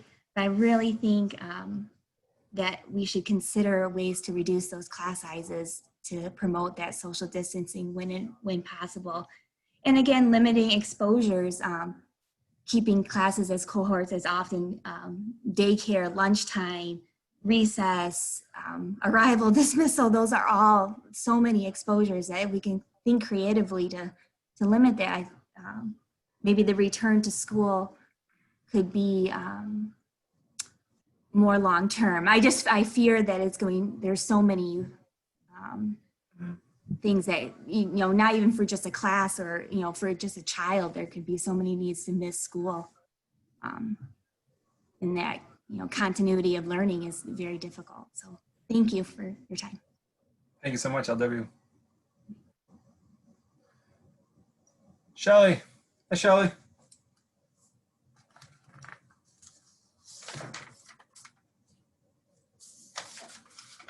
Hi, Shelley, you with us? Okay, can you hear me? Yep, we can hear you. Okay. So I just had one quick question. but because I haven't seen anything about this, but I saw all the stuff that MHSA posted yesterday. But for regarding how tickets will be distributed, how is that going to go? Because I know that it has to be split 50-50 between the homeschool and the away school. So I know that it begins on the 9th of next week, but I was just wondering how that will be, like if it'll be online or if it's going to be like first come, first serve. But that's all. Thank you. Thanks, Shelley. Okay, the Resnicks.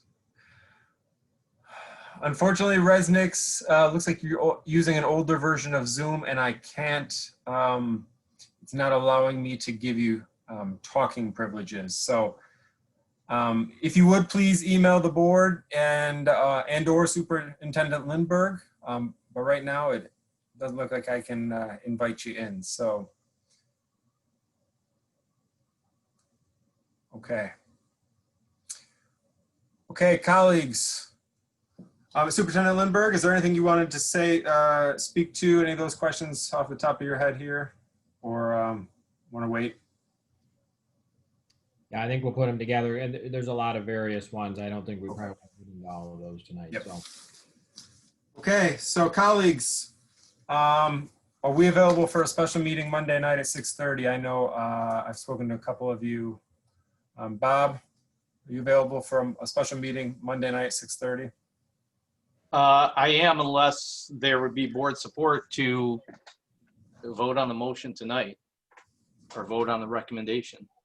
I know time is critical. I know there's some people who don't like to, vote the night of information. At the same time, for me, I agreed with some of the people that spoke. I would love to get them back sooner than later, and so, my feeling is if there is support to support the recommendation, I don't think we should wait. I think we need to move forward and let's get going. I would support it. I would support Mr. Pigot's motion. Yeah, I think the same thing that, there's a number of parents that want to get back to return to learn. I think it was a very thorough presentation this evening. I'd like to see it, a week earlier, but I want to move forward with what we're ready to do now.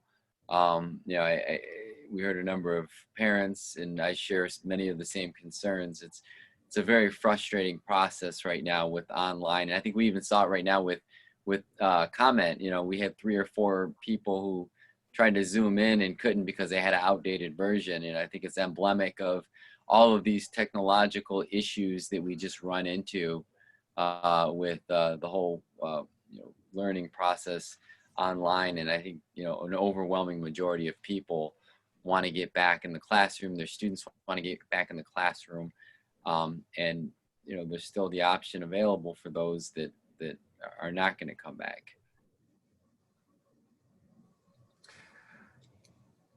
Superintendent Lindberg, you sent to us this evening about 5 o'clock a pretty substantial communications. I haven't had a chance to review it. Mm-hmm. I'm not sure if any of our colleagues have either. Can you tell us a little bit about what's in there?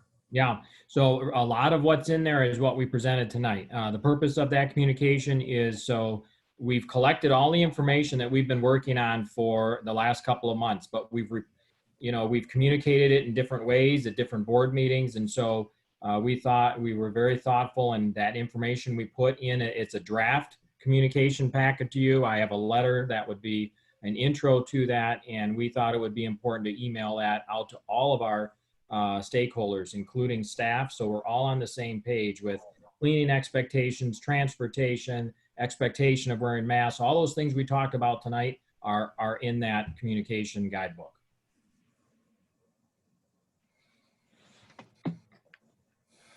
Joan, Rob, Julie, any thoughts here? There's not a motion on the table. I take it, Bob, you didn't make them. I didn't make a motion. It was just a thought if there, to see if anybody was in favor of something like that. I think John Paul seconded it. So again, it's up for discussion right now, I guess. Again, I traditionally don't like to act upon information that we just get. just in case there's something I haven't thought of or I don't feel or I don't know.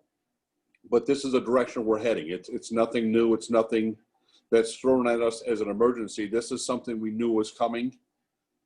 Again, I would prefer everyone to be on board to go for it tonight, to support it. But again, I would support it if the other members support it. So there has not been a motion yet. I think Member Pickett did not make a motion. We can make a motion if someone does want to. Julie, Joan, what are you thinking? Have any thoughts? I'll start, I guess, Julie. I have some concerns about, we had information tonight. I have a lot of questions. I know I shared a lot of them, the cleaning schedules.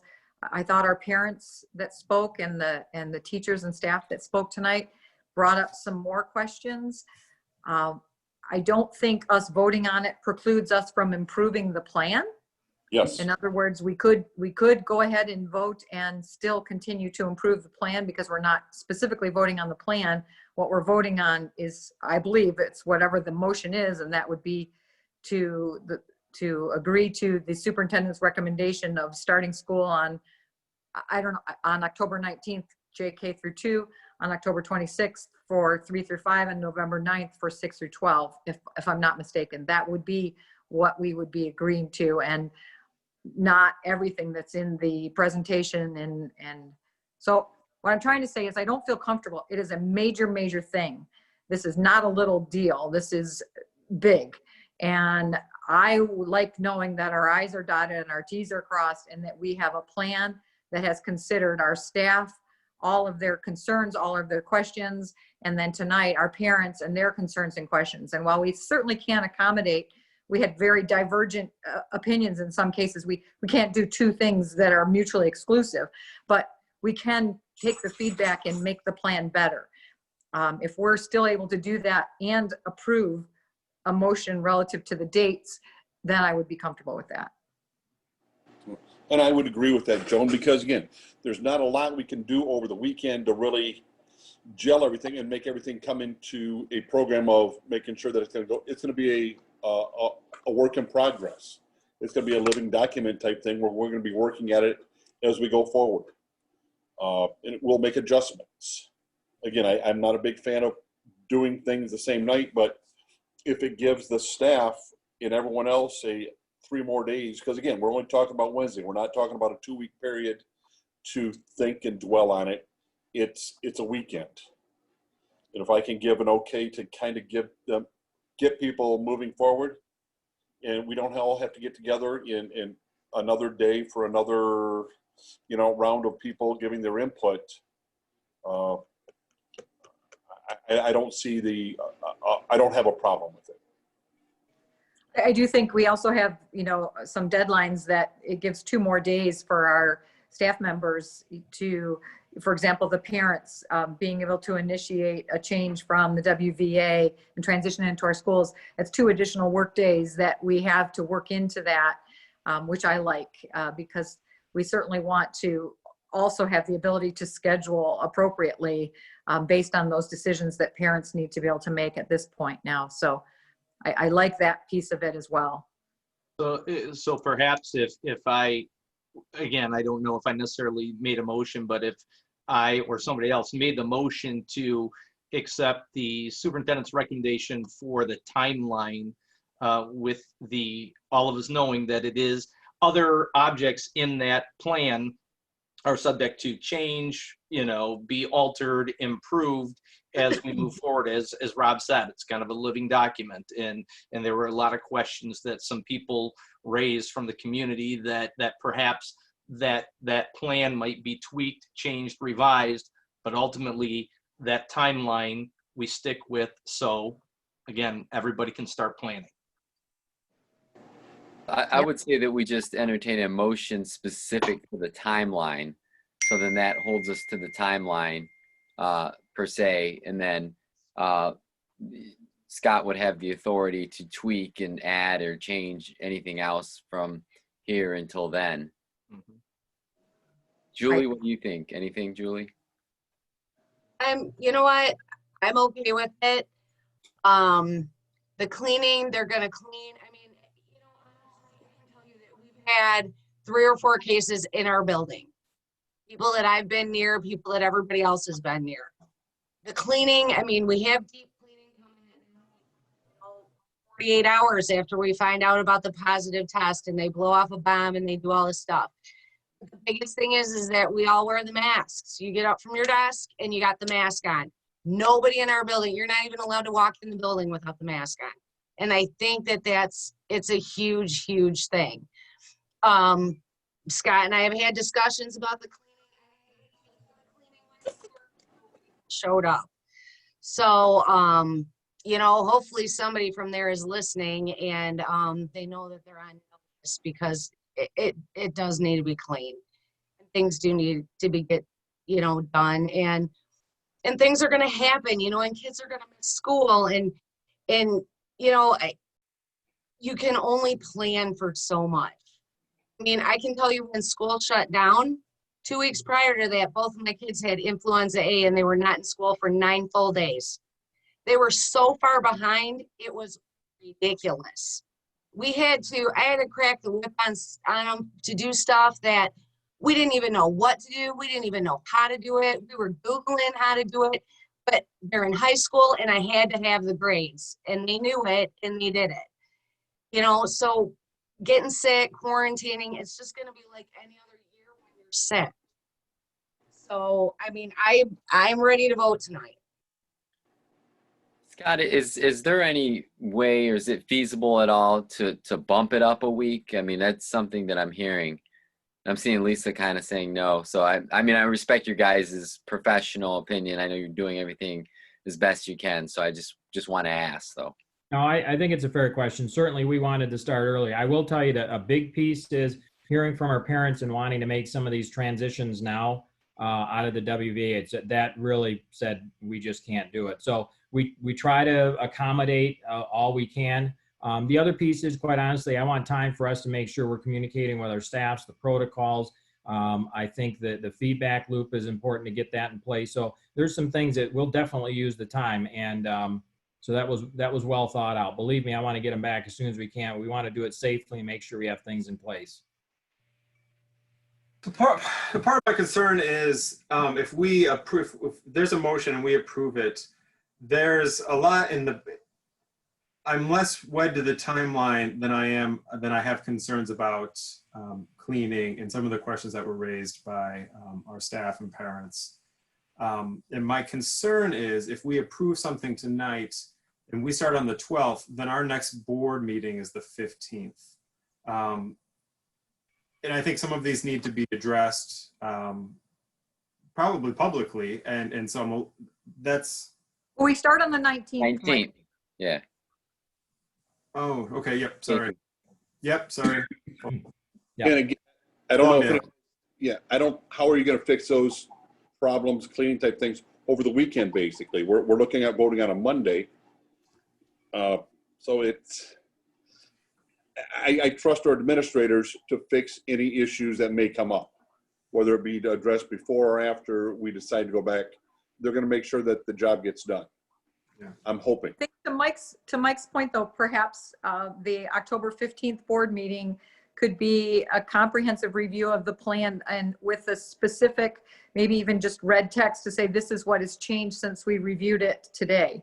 So that prior to the very first day where our JK through 2 comes on October 19th, that would be on October 15th, where we review the updates to the plan so that we're clear on that. And then we have, and if it's provided to us in advance, then we'd be able to provide feedback prior to that. And we would be meeting collectively as a board. So if there was any need for a change or any issue, we could address it at that time. Or if there was a need for a change, we could get together at any time. Yeah. Just like we're talking about getting together for Monday. If something come up that needed us, we're gonna do it. We could have a special meeting. Yep. And this would prevent us from having a meeting right now. We could just do this, and if something comes up, we have to get together. So. Yep. You know, and I want to just throw something in quick. Something a gentleman brought up in public comment about that nobody talked about talking to other districts that have opened up. I know I've talked to Scott, and one of my very good friends is involved in the Howell School District, and they started 7 weeks ago in person. I've talked to her a lot. I know Scott has talked to other people in other districts, and nobody knows what tomorrow's going to bring. I talked to her a ton, and they've had 7 weeks of in-person, face-to-face teaching, learning with very little problems. And again, I want to make sure, every day she's, hoping it continues that way. We don't know what tomorrow will bring, but it's worked in Howell. And I know Scott has talked to other districts, and we have monitored that to see what has worked in those districts. And I think that's kind of how his plan kind of got formulated as well, seeing these other districts that did open up 7 weeks ago, what worked there, and kind of taking some of that and working with it. So I wanted to say that. Yeah, to that extent, I would say too, I know Scott has met with numerous superintendents, and then us as board members, I've talked to Ferndale, Bloomfield, West Bloomfield, Oxford, that went completely back. Howell, Huron Valley. I mean, we have, as board members, have talked to numerous other school districts and what they're doing, and I know Scott has as well. So I think we have a good grasp of what's happening, and I think that's really why, I think many of us on the board were on the same page as you, Scott, with making this recommendation of us going back, because we were seeing what's happening in other school districts, and like school districts that have a similar, population and setting that we have. Do we feel comfortable? Shall I make a motion? Mike, I don't know how you're feeling about where we're at. Again, the timeline matters. I want to make the stakes are high for everybody, no matter where you stand on this. And I just want to make sure that this thing is perfect. And it makes me a little bit nervous to have some outstanding questions. And to not have those in front of me. I understand we can be flexible, and we're going to get that. That's where I am. If it helps President Rissa, just know that the team, regardless if you vote on it tonight, we would be getting together tomorrow to look at these questions. And I already see some things that we'll want to revise in our plan, or at least make sure that's in the communication guidebook. So I think we're already on that, regardless if there's a vote tonight or not. So. I mean, I would support the motion, or I will make the motion, whatever works. Mike, I'm interested, just to circle back to your concerns. What would you like to see occur what would you like Monday's meeting to look like? What would we be reviewing? So I think, one of the questions that came up over and over was, what happens, I think the attendance policy, what happens with Google Classroom and having kids separated from school, can students still continue to learn even if they're separated for whatever reason it might be? The lunchtime issue is I think one. And if there were any creative ideas to really think about that social distancing, the one parent who called themselves parent, who brought up the concerns about Dee and Burr, those are concerns I have. Again, as I said at the last board meeting, there's so much we can't control, and there's this much that we can. And I want to believe that I believe that this district is going to do everything it can to control those. It just makes me nervous not to have those things in front of me now. And I am inclined to say that the magnitude of this decision is so big that we should all be thinking about what does this look like, and how can we ensure that we've considered all of these things that have come to us.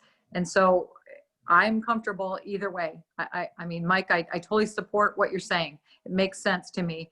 I just want to, the other option would be to review in detail on October 15th all of the changes that are different than what we've reviewed tonight, and that, or perhaps get them in advance, get those revisions in advance, so that October 15th we review them And if we have had concerns, they've been incorporated prior to that review. Yeah. And again, I'm in favor of voting this evening just because the details are the superintendent's. We give them a guideline, get the kids back in school safely. That's my directive. He has to find a way to do that. And I trust him and his staff to do that. It isn't our job to walk in there with the wet wipes and make sure that all this is getting done. We go more directive and he gets it taken care of. And if we were waiting 2 weeks, I could see, we could do some different adjusting, but I don't see any answers coming in the next few days that would, over an issue that I have no true control over of the safety. Again, we can direct him, but he has to do it. We directed him tonight. He's mentioned that he's going to make some changes. So that to me makes it, we give him a directive and he takes care of it. So, and again, we don't have to worry about getting together, all of us, for another night. If we can take care of it now. Again, I don't like voting on things on the same night I get the issues, but I know we have to go back to school. We all knew this was coming. It's not a surprise like, oh, we're going to do something brand new. We were going to review it after 5 weeks. We're doing that. We're heading back. This is the plan. We're following the path. And I feel comfortable with the path. And again, I'm not happy with all the things because I can't be. But we have to get back to school. And if I can get 2 days more of parents, 2 business days of them having an idea of what's going to be going on, I think we're better off. Scott, you confident you can tidy up some of these things that the concerns that we've had? Yeah. So we'd want to talk about the Google Classroom. I need to talk with instruction and see what some of those options are at. The custodial cleaning is something that you have my word and our expectation. We're aligning communication so everyone can be checking. The accountability has to be there for everyone. And that's what I'm trying to do to make sure that everybody in this communication knows what's expected. So there's eyes and ears everywhere, because we can't get this wrong. And it has to do with making sure that people feel safe. And so we're going to continue to make the adjustments as we go along. I don't think it'll end in 1 week or 2 weeks or 3 weeks. So it's fluid. And that's where I think, this feedback loop that was talked about, we're going to figure out how that's going to happen and make sure that the feedback's getting to all of us, me as a superintendent, and that is being addressed. Scott, and I think with DM Burr and with the cleaning, this is serious. This is not just maybe forgetting to vacuum or emptying garbage. This is serious cleaning. And if it's not getting done properly, I think our staff's going to let us know, and they're going to let us know quick. And I hope they'd let us know. So, it's like, I think the more time we can give staff, the more time we can give our families, the better. Like you said, you can tweak things in there. You already said there's things you're going to tweak.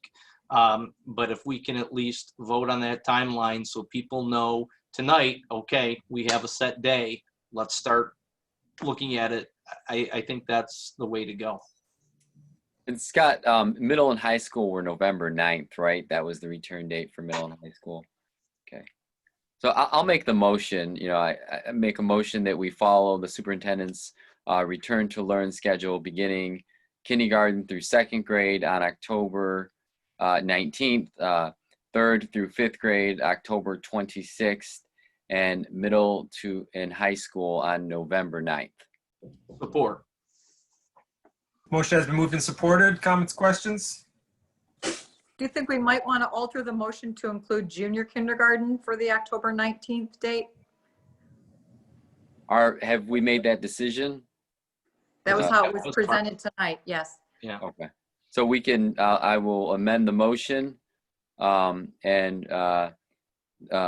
would make a motion that we follow the superintendent's return to learn schedule beginning October 19th for junior kindergarten through 2nd grade, 3rd to 5th grade for October 26th start date, and middle and high school of November 9th start date.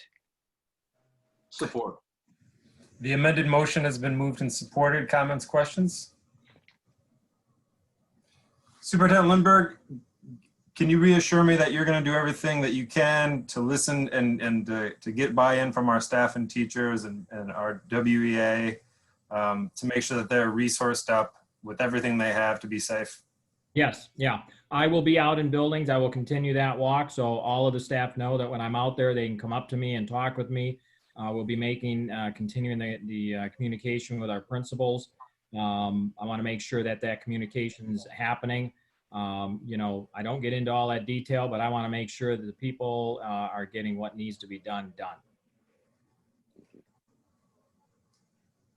Other comments or questions? I would say also, just to add on to that, definitely are making sure that the feedback from our staff and our teachers, that we've incorporated those in our I think a best practices approach, including not just the cleaning and disinfecting and sanitizing, but I also want to make sure that we're looking at lunchroom capacities, the grab and go, how much kids are able to touch things, and that, you know, and even possibly if there's something about that 15-minute without masks eating breakfast in a small classroom. I know that that might not be something we can look at, but those are some, I think, some sticking points that we really need to see if there's something we can do creatively there. So I would just add that to the kind of high priority list.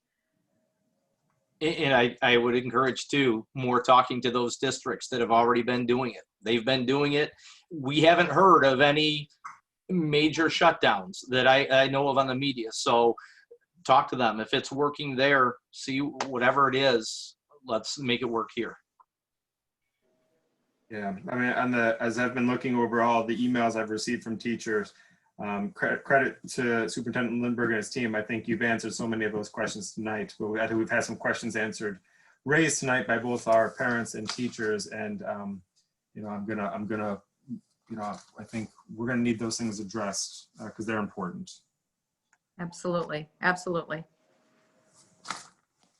Okay, Secretary Petrucia, roll call vote. Member Sutherland, Yes. Member Torres, Yes. Member Piggott, Yes. Member Jocelyn. Yes. I'm a yes. Dr. Ristic. Yeah. Motion passes 6-0. Okie dokie, team.